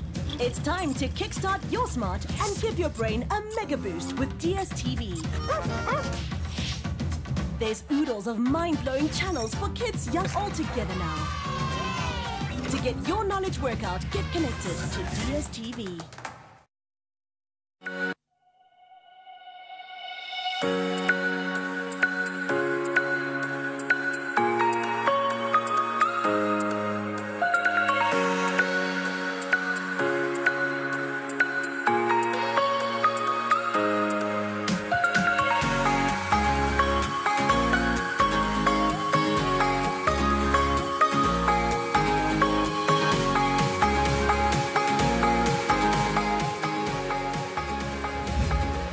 Thank you for staying with Your World. My name is Gladys Gachanja. Today we speak candidly on the imminent reopening of schools that is bound to happen in October. And I have my panel, Susan Kimoto, who is a teacher, parent and counseling psychologist in studio, virtually Rashid Kisenya, who is a teacher in Mombasa, Ndimuli Kahi, who is the chair, Kenya Secondary Schools Heads Association, Otoa Sifune, who is an education expert and also a teacher, and of course Alberta Wambua is executive director at the Gender Violence and Recovery Center. Before we get back to the conversation, learning does not only happen in class. This is a lesson that many teachers have had to learn themselves alongside students. This pandemic closed schools, but minds were not shut down. With that in mind, one teacher applying these principles is Millicent Ching, a primary school teacher using the environment to educate her village. Take a look.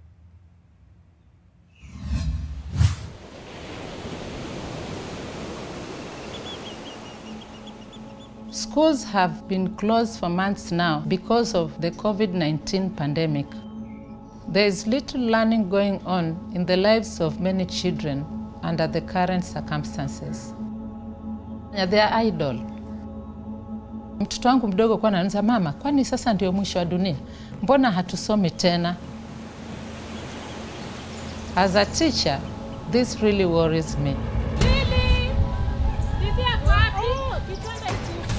After observing them for a while, I thought of creating ways to engage them.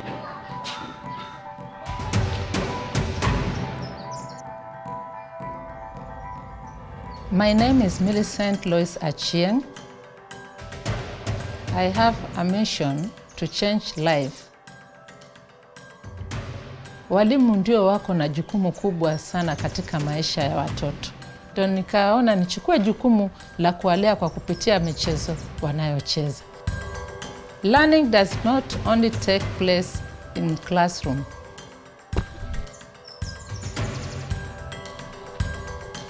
Tengeza vizuri basi. Nimeona watoto wakifinyanga udongo. Yako ni nini? Nawaambia watengeze vitu kama wanyama. Nawauliza majina. Na huyu? Dog. Nimekuwa nikiona watoto wenyewe wakiruka kamba, wakiimba nyimbo.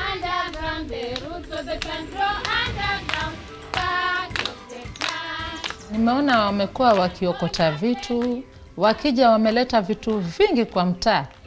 Sasa kupitia hapo najaribu kuwaeleza about health education na healthy practices. Kwa sabuni na maji.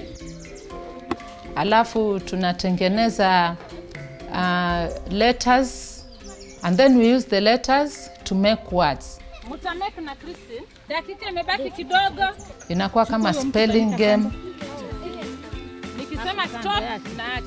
Ama word marathon tunaipatia jina. Quarantine.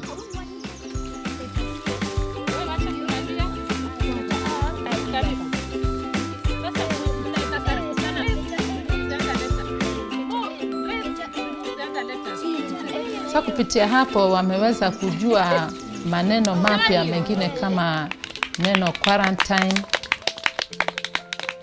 Njia nyingine ambayo natumia kuwafunza kuhusu mazingira yao. We want to test and see if air has got weight.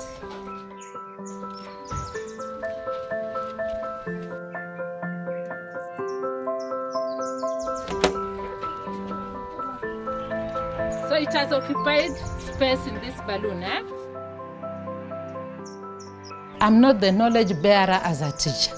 Wao pia, they have something to tell you. As a teacher, hawa watoto, kuna vitu wanajua ambazo wewe hujui. So when you give them chance to play, manipulate different objects, they come up with different ideas. Na wewe pia, you are going to learn from them. Sasa nimepata kujua kweli, as a teacher, I have a mission to change life.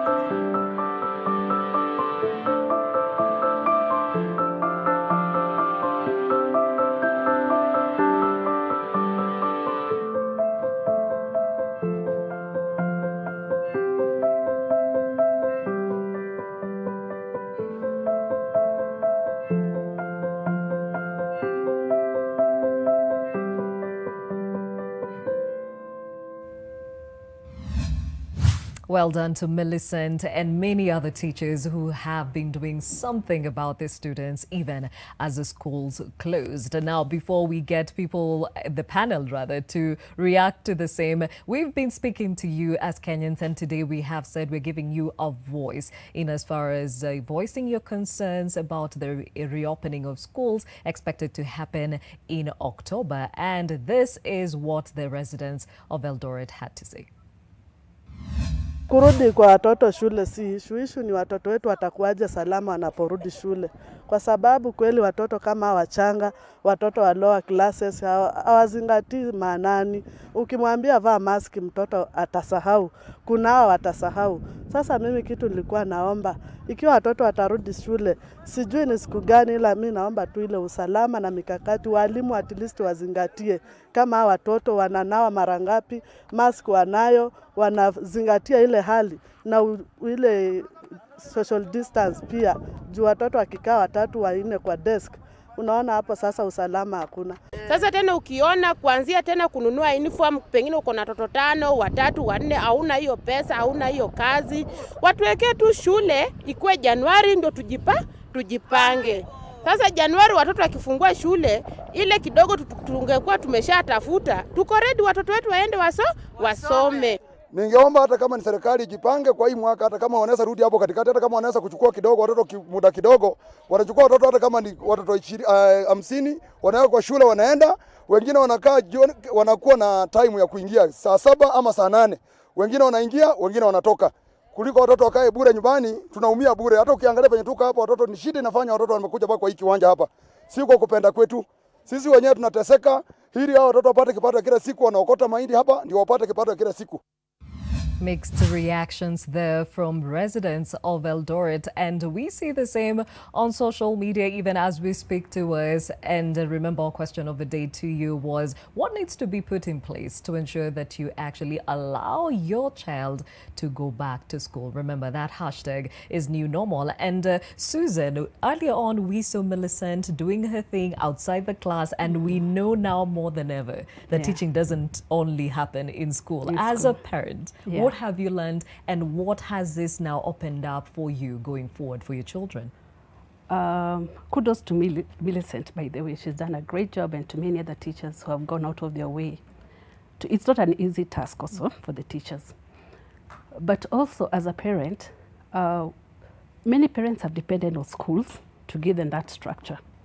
Where I take my child to school, I have now handed over my child to the school. So they're the ones going to do the disciplining and everything. So now, at this particular point, we are becoming aware as a parents that we need to get to play a bigger hand in enabling our children, empowering them to have the will to do so much by themselves. If you're home and you can be able to do the homeschooling or even just monitoring the child, you're a lucky parent.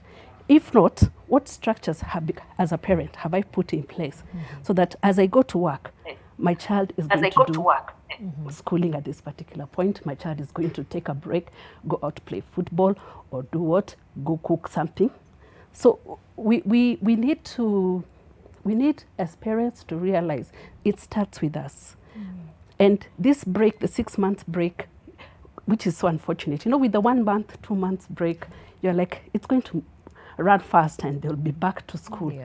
And that's why probably you have so many parents also who would like the schools to reopen, so that they're probably overwhelmed. And you can empathize with the parents. Probably they don't have the training, psychological training, or even the educational training to deal with this, with the kids, the adolescent kids, the young adults in their homes. So, and you know, there's no manual for parenting. No. So what do we do? What can we do as parents to, this is my child. I can also be as I'm also thinking of what they're, as I'm putting them in decision making and all that, as I'm also thinking of what they would like, their considerations and all that, that I can also put my voice and they hear it, not just a teacher's voice. As a parent, I've said, let's do this, and it will be done, whether I'm there or not. It has been a season, most parents have said they have rediscovered their children. And Rashid, there are those parents that are saying, I don't think I'll take my son back to school or my daughter back to school because it looks like e-learning works just fine, or homeschooling. As a teacher, for you, is this a new craft for you that you would want to get into? And also, does it replace that teacher in the classroom? Actually, Gladys, there's no machine that can replace a class in the teacher. If you look at all the other sectors, we can replace workers with computers.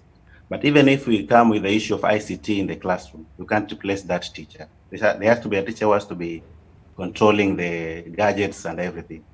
But actually, the coronavirus pandemic has also opened up new ideas to we teachers. For example, the issue of e-learning, which we have been carrying out for some time, although not, the problem is now, not all children will be brought on board. And that's where now comes the issue of equality, which is not there now. Because what about the children who are underprivileged? Children who cannot access the internet? Children who only their parents own the phone and there's no laptop in their house? You see, so this one will be left out. But actually, e-learning is a good field to venture. And I personally have come to realize that even post-corona virus is something that I will employ in my teaching as a person. Uh-huh. But now, it's a good idea. Now, Kahe, even as we prepare to open the schools, there are students who've had the privilege of e-learning. There's some who haven't. As we open schools, how can we ensure that now we bring every child up to par?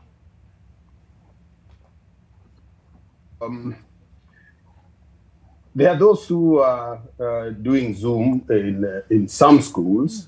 We must also realize there are also those schools that never did it. Because they didn't have the capacity. And I still want to go by what the minister did say at the time of closing school, that we will begin from where we stopped. It will be very unfair to say that because e-learning was taking place, therefore some students have covered and the rest. For equity, the way my colleague has talked there, we must start from where we left. And that is why even the one reason why teachers are in school now, to prepare. Yeah? If you look at the circular from Teacher Service Commission, is also talking about teachers preparing their schemes of work. It means we have to redo them again so that we are able to move with the students. So to me, the e-learning was good to help students remain in contact with their book knowledge. But it cannot replace, we cannot assume that therefore effective learning was taking place because the teacher had no control. A child could log in the way we are logged in now, and the child would switch off his or her video, you know. So the teacher would continue talking, but this child is not physically following. He's doing his own things there. I've seen it happen. So we should begin from where we left. Okay. After assessing the lost learning, you know, when the students come, definitely we will assess the learning loss to determine how far behind we will start. Sifuna, there are parents who discovered that their child does not have to be in school for all those days or in a bus early in the morning trying to catch the classes early in the morning, and homeschooling has become the new norm for many. What is your comment on that? Yeah, Gladys, and I'm very actually thrilled with the likes of Mwalimu Millicent, who has been very innovative and has gone outside her comfort to actually create. I personally have dedicated some time in the past 6 months that we have been out to create content and offer it on a platform that I think has been going a long way to help some learners across the country. However, like my brother Kahi Ndimuli says, if you look at the merits and the merits of virtual learning, the question of equity and access cannot be underestimated, Gladys. And before we went in for a break, I was looking at the question of funding education in this country, the commercialization of education in this country. When I went to the university, Gladys, we were told that education is a social equalizer, that the child of the poor can also rise through the cadres of social mobility and become somebody through education. However, that is not the case. You just saw even yesterday about funding of university education in this country. And even if we say, yes, the finalists can come back to school, let us be cognizant of one thing, Gladys. One, most parents in this country have been laid off their livelihood. Their jobs were lost, they're on pay cuts and all that. So as a government, as stakeholders in this sector, we also need to move very meticulously to realize that, yes, we must mitigate some of the measures. You just talked about private schools. There are some private schools that were forced to close because they were actually on rented property and they could not afford paying rent and all that. But the most basic things that Gladys, I as a teacher, must pray to the government that it fulfills before we can open doors for our learners to come back. One is the question of infrastructure. Yes, we have made a good step in ensuring that desks are being made. And it's a good move that it also goes the economic stimulus way. But my question as Otoa Sifuna is, where are we going to put these desks? Are we going to put them on verandas, under the trees, and so on? Because I'm imagining my remote school, Chebukwa Primary, way back in Bungoma County, that even the classrooms are not enough. And our good president talked of 100% transition. And the prolific nature of our Kenyans, we have given birth to children, thanks to God. So we have populations in school. Gladys, it is a dicey situation that we must know. Because somebody says, yes, we can be innovate and put the desks under the trees and all that. But look at places where even the harsh climatic conditions exist. Number two, I have said the question of psychological mindset. And I, as a teacher, I have a problem in which the Minister of Education has been communicating the reopening dates. And that's where I have a problem with my good professor, George Magoha, that going forward, he needs a robust communication from the Ministry of Education.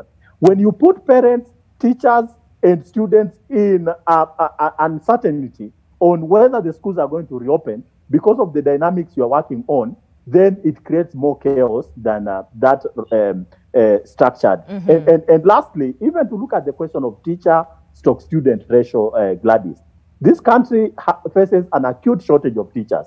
And I'm telling you, Kai Indimuli here will agree with me. If you ask my honest opinion, this was a time in which even the 15,000 teachers that had been advertised some weeks ago, they could have expedited the process of recruiting them so that they join the regular teachers. Most of the teachers, let me give you a very scary revelation, Gladys. Most of our teachers in this country are 50 years plus. And you see, those are the precarious generation, the likes of my brother Kai Indimuli here. When we open the doors and we have a surge in schools, the likes of Kai Indimuli will go. So we must be on a deliberate move to hire more staff that will come and mitigate the problem of acute teacher shortage. Okay. But let us be critical and conscious of the learner psychology. And like the parents of Eldoret have said, let us also consider the state, the quagmire that the Kenyan parent is going through in terms of economics. Okay, now, Alberta, you have been working with the Kenya National Union of Teachers, and they have said, and the Secretary General said, all students, despite their background and experiences, should come back to school. With the numbers that you have been seeing coming out of the GVRC Center, what will be an ideal situation for you? Thank you, Gladys. An ideal situation, and I'll keep emphasizing, is being able to protect the children, but also to be ready to respond in case of any specific support that they need. I'd like to emphasize on that again. And earlier when I think Sifuna was talking about values. I totally agree. It's a sick society. But one thing I don't agree with is we're not going to victim blame. These children are children below 18. They are violated. We have to support them. So ideal is these children, boys and girls, both of them have been abused, some of them. Some it's psychological, some it's physical, that I mentioned earlier. Being able to come to school, no discrimination, no stigma, response mechanisms there, such that if it's psychological support, they're able to get it. If the girls are pregnant, is anyone thinking, for example, about how they're going to be going for the antenatal clinics? So it's about all kids. It's about opening schools, but 100% of the children going back to school, being able to go back to school, both with the needs that they need, the basic needs that they need, is it the soaps, whatever they need, the books, again, the protective from the COVID, mentally set, not, and there's a lot of things that happen at home. And I totally agree. It's everyone's responsibility, both parents, both teachers, but being able to have that support. And yes, there are many other programs that people do. Something else I would like to comment on is about, and watching Millicent, and I almost 100% she's a beacon teacher. I'll talk about beacon teachers. Is about prior preparedness. So earlier, Rashid talked about they've been trained in school on counseling, counseling skills and all that, but have they practiced it? Question mark. So what I'm talking about is we should be able to expect such situations, but also be prepared before. You cannot come, for example, now start teaching me counseling skills and expect me to be able to do social assessments when the kids come and be able to provide the psychological support. That doesn't work. I don't think it does. It's about the experience. So then, as we do that, and I'm talking about beacon teachers, these are teachers that change teachers that we had sharing of knowledge and skills much earlier with the Teacher Service Commission in a number of counties. And these were teachers who are taken through child protection, being able to understand what is child abuse and how do you safeguard and protect the children, and how then it happens, for example, in my school. How am I able to notice that this child has a problem? They're not performing well in school, they're absent from school, as opposed to just beating them, which is even wrong, it's not allowed. But how then do I provide this service, support? How am I able to make a referral and make sure that they get all this holistic support? And these teachers have made amazing work in different counties, in Nyeri, in Mombasa, in Kisumu, in different spaces during this time. Some of them, as you've said, Millicent, some of them have gone to schools and been able in those spaces to make sure that kids are comfortable and continue with the learning beyond the books and the classroom, but also the social bit of it. Another comment, ideal situation. There used to be the sanitary pads, for example, distribution that was being done in schools. We've had a number of features in the media, for example, about how girls are even getting pregnant, abused, because of what? Because of lack of pads. So what has happened? A lot of charitable trusts and civil societies have provided dignity kits, have provided this, the knowledge, for example, to sexual reproductive health and rights, your body is changing, all this is happening, these are pads. So these are some of the things that they used to happen in schools. And I totally agree. It's also responsibility of parents. But we've agreed also that not all parents are able to. So this was things, for example, the sanitary pads that used to be distributed in schools. So that's not happening. Children who've been abused through that. So ideal situation, being able to go to that classroom, being able, of course, to everything in terms of avoiding infections of COVID. Yes. But then again, that psychosocial support bit to it and the referral mechanism. But very key that I think Susan mentioned and Rashid is we also, the teachers, able, mentally okay and really have the capability and empowered to be able to offer that support. There's a lot of burnout, I can tell you. We hear you, Elbata, we hear you. And as we take a short break, we continue to hear what you have to say, all your concerns in as far as the imminent opening or reopening of school is here. And we have some voices coming from Busia County. Listen in. Siwezi kubali mtoto wangu arudi shule kwa saizi kwa sababu jambo la kwanza kwa huu msimu wa corona tumeona cash flow imekuwa chini sana. Saizi sisi kama wazazi hatuko vizuri kifedha.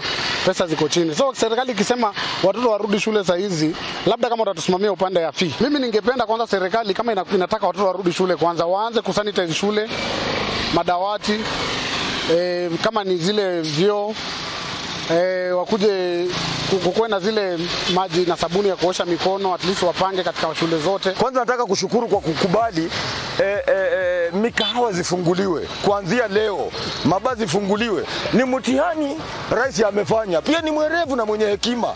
Walevi wataangulie, tuone kwamba itakuwa inapungua ama itarejea ikipanda. Sasa kutoka kwa walevi, naomba rais fungua university sasa kwanza.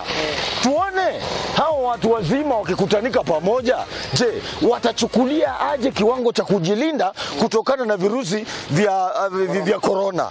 Alafu ndiposa baadaye ukuje katika shule za sekondari na primary vile vile.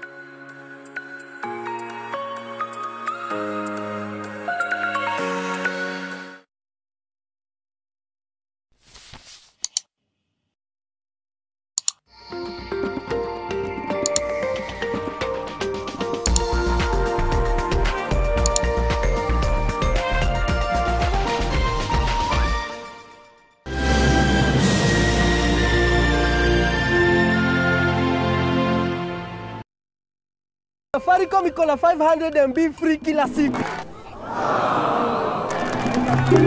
Get 500 MB free kila siku and never miss a moment. Dial *544# to activate your offer. Browse bila was on Kenya's best network.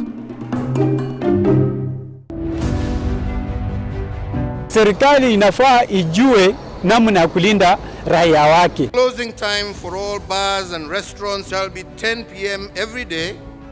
Unaweza kukunywa pombe, sawa? I think it's about time to call our children back to school. The lives of our children and their health is not a matter for debate. Yes. We beseech you to look into our plight. SRC has been frustrating public sector workers. Hakuna social distance, alafu wanaanza kutuambia tufunge midomo ili wafanye kazi yao campaign na sisi tukae tuendelee kukufa. It is we, the political class, that is leading the charge in defying laid down protocol.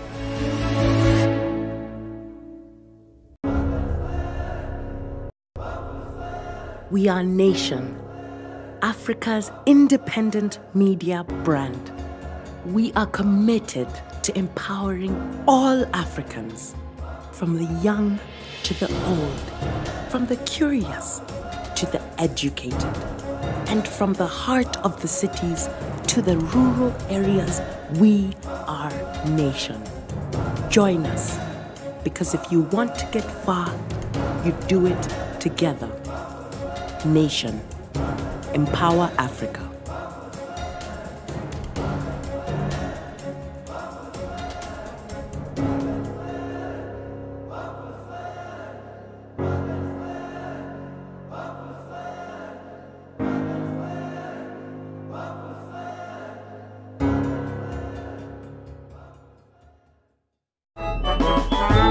Dr. Rabbit, is that you? Yes, it is! Wow. I see you're all ready for bed. I'm supposed to brush my teeth. That's right!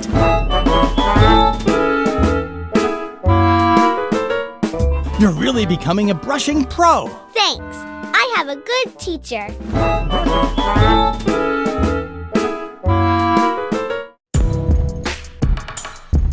Once I step on stage, you know, as a DJ, as a performer, I'm bringing just more than just the music, you know what I mean? I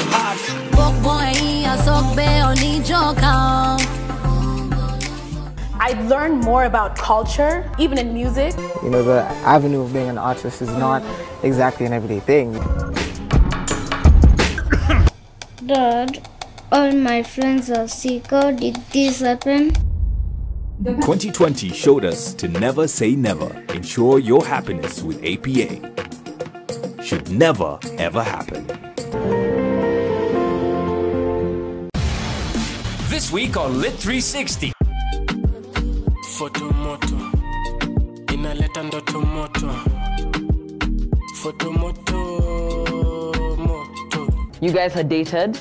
Are you guys still friends? You see, right now, when I think about it, I'm like, what was happening to me? Yeah. I think he has juju. Prezzo, That was a very famous relationship happening. I'd call that an entanglement. An entanglement, my friend. Today's top 5 is all about subscriber numbers.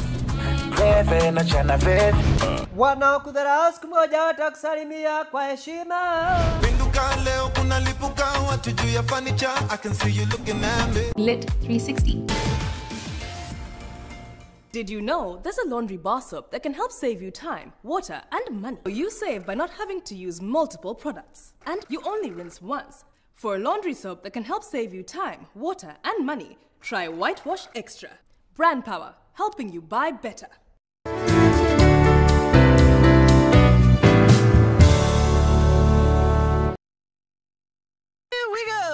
It's time to kickstart your smart and give your brain a mega boost with DSTV. There's oodles of mind-blowing channels for kids young all together now. To get your knowledge workout, get connected to DSTV.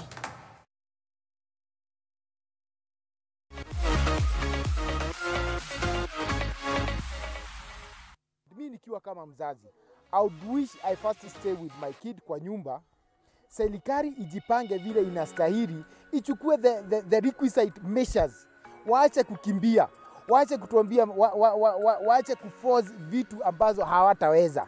Because desk is not the only thing that is supposed to be in school. They should be looking for money from the donors they are getting the COVID money from, watengeneze infrastructures za shule. Waache hizi mbio wako nazo mingi. Kwanza wajenge madarasa, waajiri walimu. Sasa watuambie turudishe watoto pole pole shule. Tunaweza penda warudi shule sana juu watoto wanazurura sana. Tunajaribu kuwarudisha pahali moja, tunawaongelesha, lakini baadaye ukienda kufanya kazi unakuta wametembea. Na hiyo kutembea ndio mbaya. Ndio kusudi hata wasichana unaona wanaenda wanapata na vijana wanapata mamimba, na hiyo ni shida bado.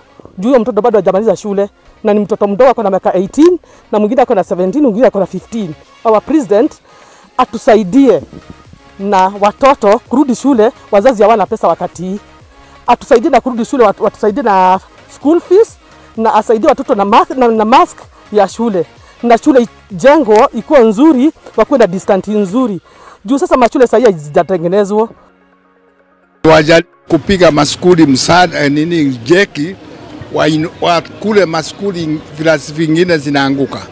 Wajaribu hiyo vilasi kutengeneza, badala hizo pesa wanatumia na njia nyingine ya hivi na hivi, lakini hizo pesa watumie kwa hiyo kujengea watoto maskuli na desk. Kwa maana hata kwingine unakuta madeski wa watoto wanasoma kama wanasumama. Shule zitafunguliwa Januari, mimi nilikuwa naona ni sawa. Kwa sababu kwa sasa hivi watoto wamekaa kama mwaka mzima, sasa hivi wako nje.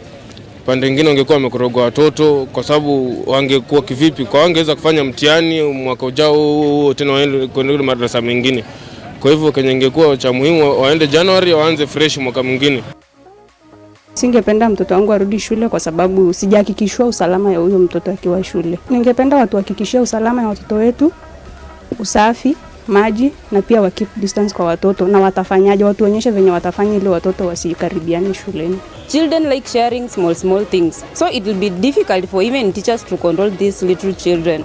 Unless they say for colleges or universities or students who are in secondary school, at least those are mature people, they can control themselves if only they are provided with sanitizers, a lot of clean water, and maybe social distance.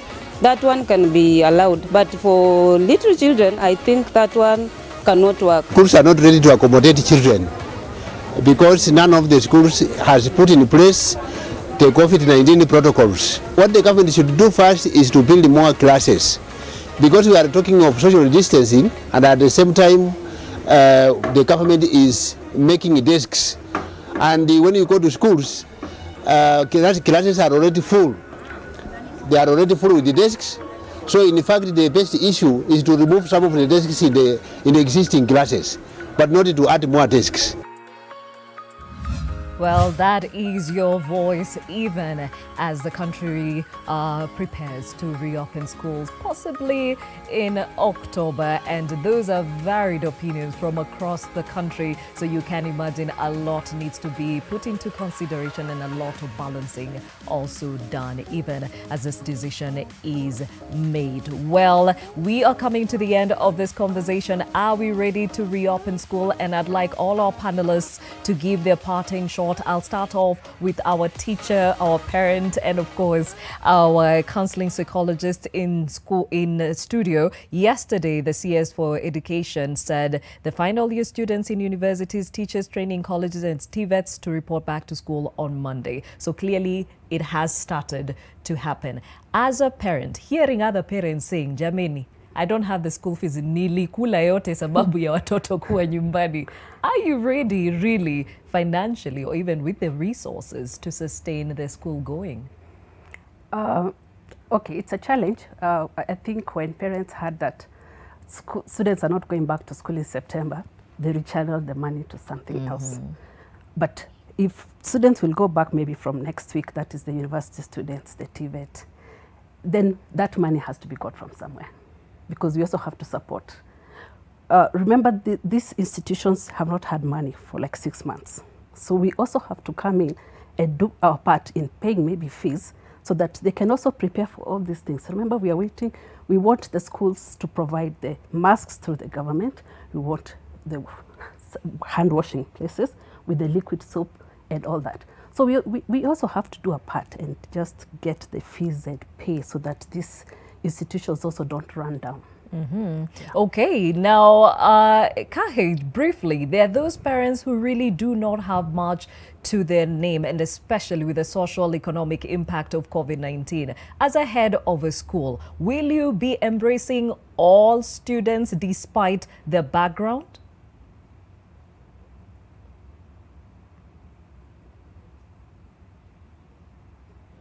Kindly unmute your mic. Thank you. Sorry. I was saying heads of schools have been handling these cases as they come. And we have done it over time when the parents approach us. Definitely, my colleagues and I will listen to cases as we've done. But you know, school fees is determined by government. And we are therefore going to get directives on how fees will be paid. But I still want to ask parents that there is so much we are expecting government to do, which it may not be possible. I want to ask all of us to just know that we will be sending these children to schools, and schools have to cater for them. So we will have to try our best. I know it's challenging. We will have to try our best and support the schools. I would want to add now also, if I'm allowed, that one of the biggest challenge that the heads are facing now is the demotivated non-teaching staff. In a majority of the schools, these people went unpaid, and they have not been paid from around March to date. These non-teaching staff are paid through capitation and also through school fees that is paid by parents. We want the children to come back, the teachers have come back, but the non-teaching staff who should work along with the teachers are not there, you see? So I still want to ask parents to know that they will have an obligation to play. Government also, as we prepare, we would want them to release funds to go to schools so that we can pay the non-teaching staff and at the same time prepare minimal preparation. You know, how do I buy even the hand washing stations? When I don't have money in the school? How do I provide soap when I don't have money in the school? So at this point, I want to take this opportunity to ask government to release capitation to schools so that heads can handle this. Another big challenge is, and you've heard parents talk about it, improve infrastructure. I was looking at our school alone. And our school, when the guidelines came, we divided ourselves in various departments to see what we need to do.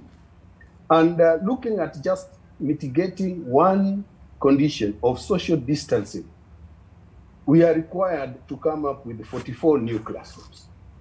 We are required to come up with new dormitories. Looking at the cost estimate of what should be done, it was coming to almost 200 and something million. This is one school.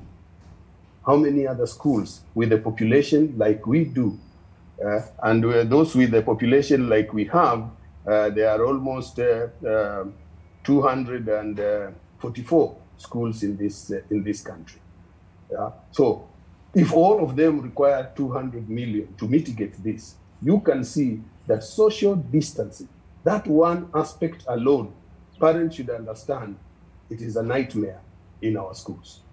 Wow. So we must look for alternatives that can help us mitigate that social distance, but enhance the other aspects. And that's why you've heard me emphasize that we must have running water in our schools. Water must be available.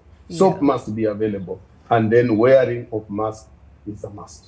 Okay, I think that is what I would say for now. A lot of resources clearly are needed to go into the reopening of schools. And this video actually surfaced online. And the questions that followed were really many. Are we really ready to go back to school? Do we have the requisite, you know, books and desks and spaces? And those were books that had been sitting there for months on end, and the termites have really had their way with this book. So again, even as a teacher, Rashid, what are some of those things that are glaring gaps, even as we prepare to get the students back to school?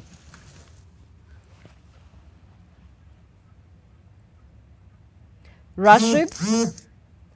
What are the glaring gaps for you in your school, even as you prepare for reopening of schools?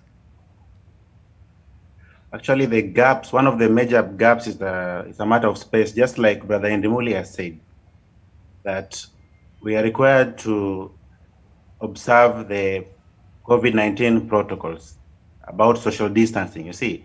Now, when you do that in class, there will be no space at all. So I don't know if the school will be open wholesome or there'll be periodic opening of school, like maybe the candidates first. So that's one of the major gaps that is concerning us, the matter of space. How about schools? How about the books? We are seeing other schools are dealing with the fact that the termites have had their way with their books. What's the situation in your school? Was everything intact? In my school, I'm happy that the storage of books is very much okay, because our storage facility is not infested with ants. We checked, when we opened on Monday, we checked, the books are quite okay.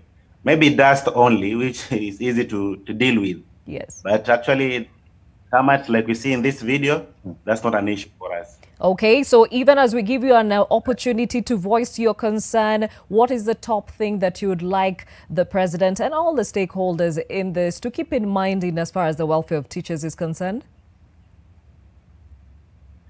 Actually, what is the most important thing is how are they going to train teachers? Like Brother Ndimuli said that TST is putting measures to come up with training manual to teach us on how to handle the learners as they come. So we are looking forward to that. We are looking forward to be trained on how to make sure that learners are protected, but at the same time, minding our own protections. I don't know if Gladys, I have time. I wanted to comment on the issue of guiding and counseling and beacon teachers like what the director of gender violence was GVRC, yes. I don't know if you allow me to respond on two issues. Go ahead. On the issue of guiding and counseling, I wanted to tell her that actually teachers do these things every day. And in fact, Brother Ndimuli will agree with me that at secondary school level, it's even more serious, such that there's a whole department with a teacher there who makes sure that guiding and counseling takes place, the issue of preventing things to do with disciplinary issues and such like that. So guiding and counseling is happening in schools, especially secondary school, it's taken more seriously. And then the issue of beacon teachers, Madam Albata we appreciate the fact that Beacon teachers actually protect the children, which is a very good thing, because children's rights need to be protected as enshrined in the Constitution and the Children's Act. That much we agree. But I would like you to know that when Beacon teachers first came in place, actually there was no friendly atmosphere between the Beacon teachers and the regular teachers. Why am I saying this? Because the approach was much different. They came forward, they find a teacher punishing a pupil using a cane, which was actually prohibited. It's against the law, we agree. But how can a Beacon teacher take a video or a picture of a teacher punishing a pupil and then sending it maybe to the Teacher Service Commission so that this teacher faces punishment? You'll see you're protecting one child, but creating problem for more children at home who are depending on this teacher who is maybe interdicted. So the approach maybe could be, you see a teacher doing a mistake, why don't you first try to correct this teacher before you take another action? So actually the approach was head-on, which was not very much okay. And and concerns, lastly, Gladys. Yes. Lastly, Gladys, about the infrastructure. I've heard that parent in Turkana talking about why were the classroom not built. And I agree with Brother Indimuli that actually the finance is the challenge here. But all these 7 months that we have been at home, why have the education think tanks up there, why have they not come with idea of sourcing for funds to build more classes? And even if fund is not there, they should have done something, even if not in all schools, but at least to some of the schools. Some schools, even they are not painted, they're just like the way they were. But we missed a golden opportunity to repair the classes, even not building, if not building the classrooms, why not even repairing? Actually, schools are just the way we left them. This is something that is very disheartening. And it's a very valid point. Now, Sifuna, there is the concern again, even as we open these schools, that not all students will be at par when they go back to their learning institutions. What is your parting shot in as far as how we can enable all students? Yeah, Gladys, and thank you very much once again. I will say that the voice of the people is the voice of God. And all the people in our 47 counties, parents, teachers, and the learners themselves have said almost in very unequivocal terms that they have issues with schools reopening without the safety measures being addressed. I as Otowa Sifuna, I have always said this, that this was a health crisis. It was not an educational crisis. The Kenyan teacher is very industrious, Gladys.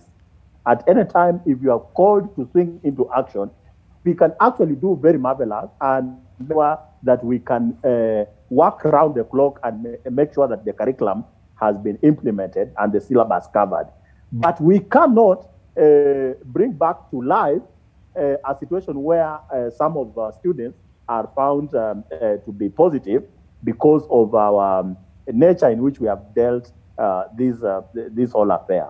So going forward, I think my parting shot will be what has post-COVID-19, what are the lessons we as the stakeholders in this sector acquired from the post-COVID-19 and going forward. Number one, I'll go back to the video and actually I'm so interested with that video if I can get it. It is one of the most wonderful video in terms of pedagogy. We need to review our curriculum going forward.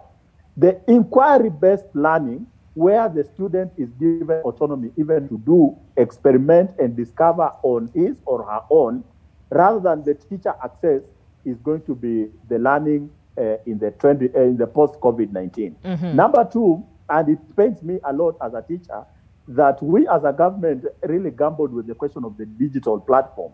Right now, if Gladys, we implemented the digital literacy in schools, the laptop project in school, and right now we could be operating on that. And I also listened to the president some months ago when he came up with a suggestion on the noble idea of the Google loan that will hover even in the remote areas and provide 4G internet. If such like measures, you know, Gladys, it really saddens me that we are very good at boardroom meetings. When we retreat ourselves in the cocoon of the boardroom, and Kai Ndemoli knows very well, we have professors, we have technocrats in this country.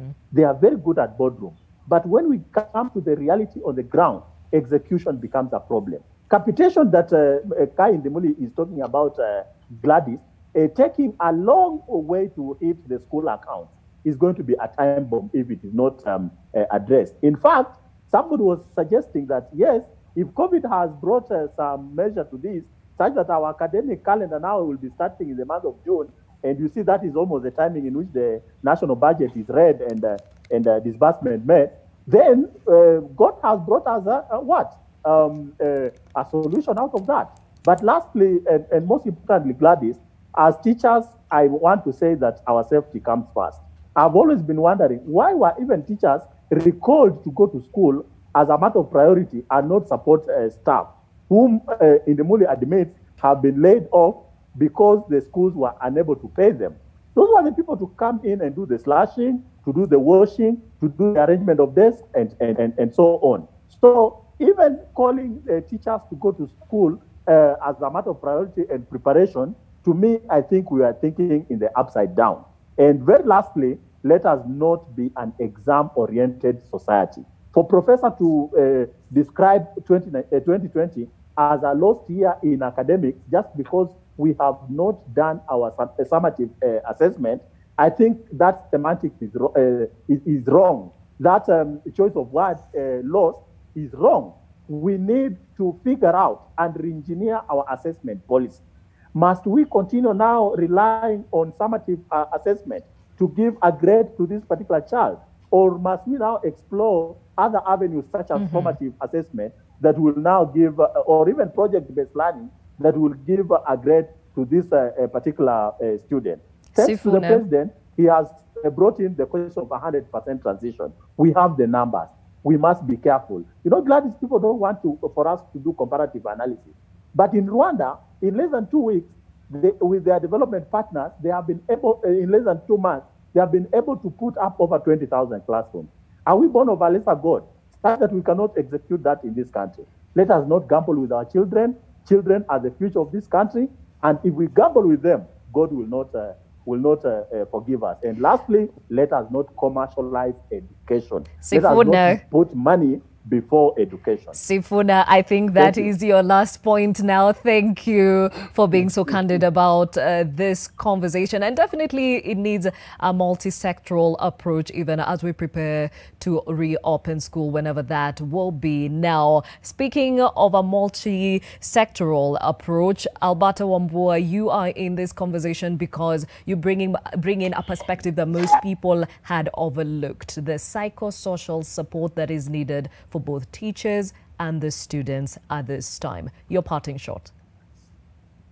Thank you, Gladys. Listening into this conversation and to my colleagues from my high school, Precious Blood Kilungu, is that the teachers are ready and they are very comfortable providing the psychosocial support. So my kind request would be that we have child protective mechanisms, that we map out what are these other services that we need to refer the girls to. For example, the antenatal clinics, for example, the delivery mechanisms, over for medical treatment, psychosocial support because of the gender-based violence. So we need to map up around our school and around our communities, for example, HIV clinics, and we need to map up, we call it a referral mechanism. There's a national service directory that's available.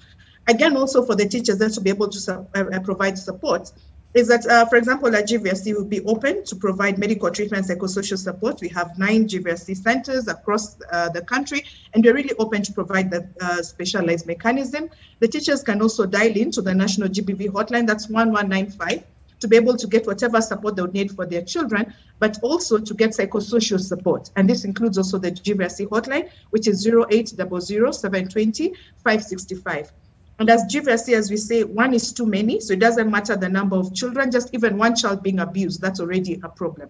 Again, in our own spaces, how can then can we be able then to make sure that our children are protected and to also continuously instill morality and values, as we said much earlier. So for example, if you're church leaders in our home, for example, how can we have conversations with our children in whatever spaces, in our chamas, whatever spaces, in the media house, Gladys, even having conversation with your workmates, for example, about child protection, gender-based violence, it's it's everywhere and it's in all spaces. Thank you. Very well said, and I thank everyone who has been on this panel, even as we explored what needs to happen for the successful reopening of school, ensuring that all and sundry are kept safe and that we are able to kickstart this very vital pillar of society on a safe space. Now, before we call it a day here on Your World, we asked you a question earlier: what measures need to be in place for you to allow your child back to school? You're talking to us, that hashtag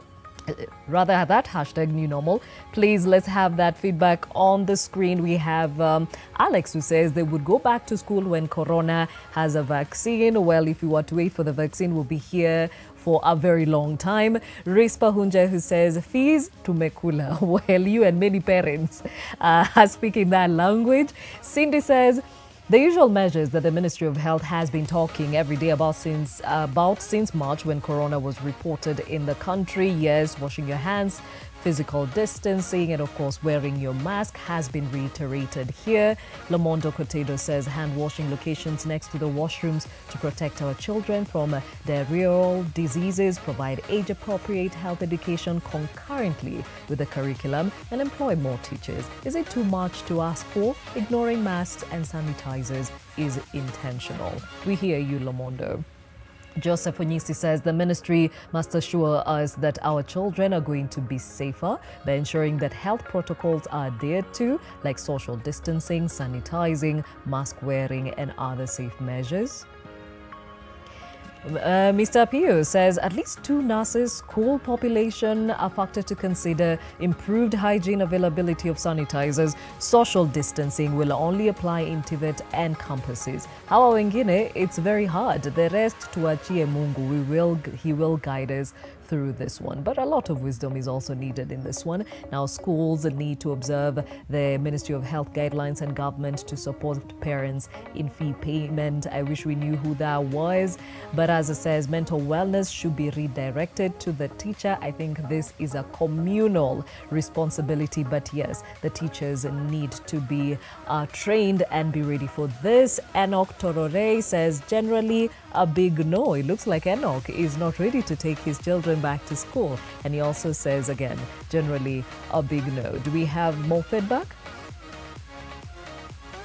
A last one here from Michael Buibo, who says there should be provision of mental health and psychosocial support by the school administration. The pandemic has traumatized most kids. Michael, we hear you, and I'm told, Kahe, you have something to say coming from the feedback we have gotten this morning? Yeah, thank you. I think I agree with the feedbacks. Those challenges are there and we are facing them.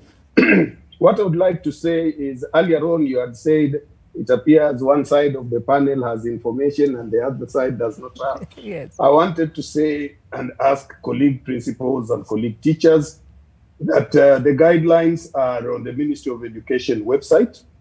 They can be downloaded. They are also on the KICD website. They can be downloaded. The training manuals, we may not have physical training for teachers because of the health guidelines. But we expect those training manuals are going to be on the Teacher Service Commission website where we can download and use them. So that is the information I just wanted to add so that it is not seen that information is there but is not available. Okay. It is available on the Ministry of Education websites. Let us download, read them, and see how we can customize them for our institutions as we prepare to reopen. Great information there. That is Indibuli Kahichea, Kenya Secondary Schools Heads Association. We're also joined by Susan Kimotho, who is a teacher, parent and counseling psychologist. Rashid Kisenya, a teacher, joining us from Mombasa from the Central Girls Primary School. We are also joined by Otoa Sifuna, who's an education expert and also a teacher. Alberta Wambua from the executive director, or rather is the executive director at the Gender Violence and Recovery Center. Again, thank you all for joining in on this vital conversation. Tomorrow, we focus on waste management, the process of recycling materials into usable materials, how to dispose of electronic waste, as well as recycling wastewater to clean water. Joseph Orungu will be on the driver's seat from 7 a.m. See you then.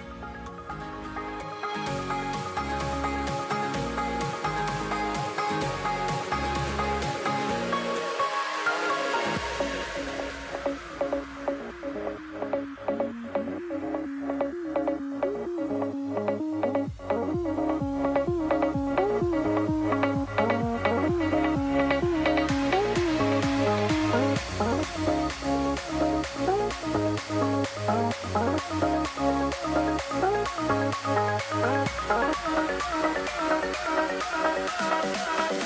you.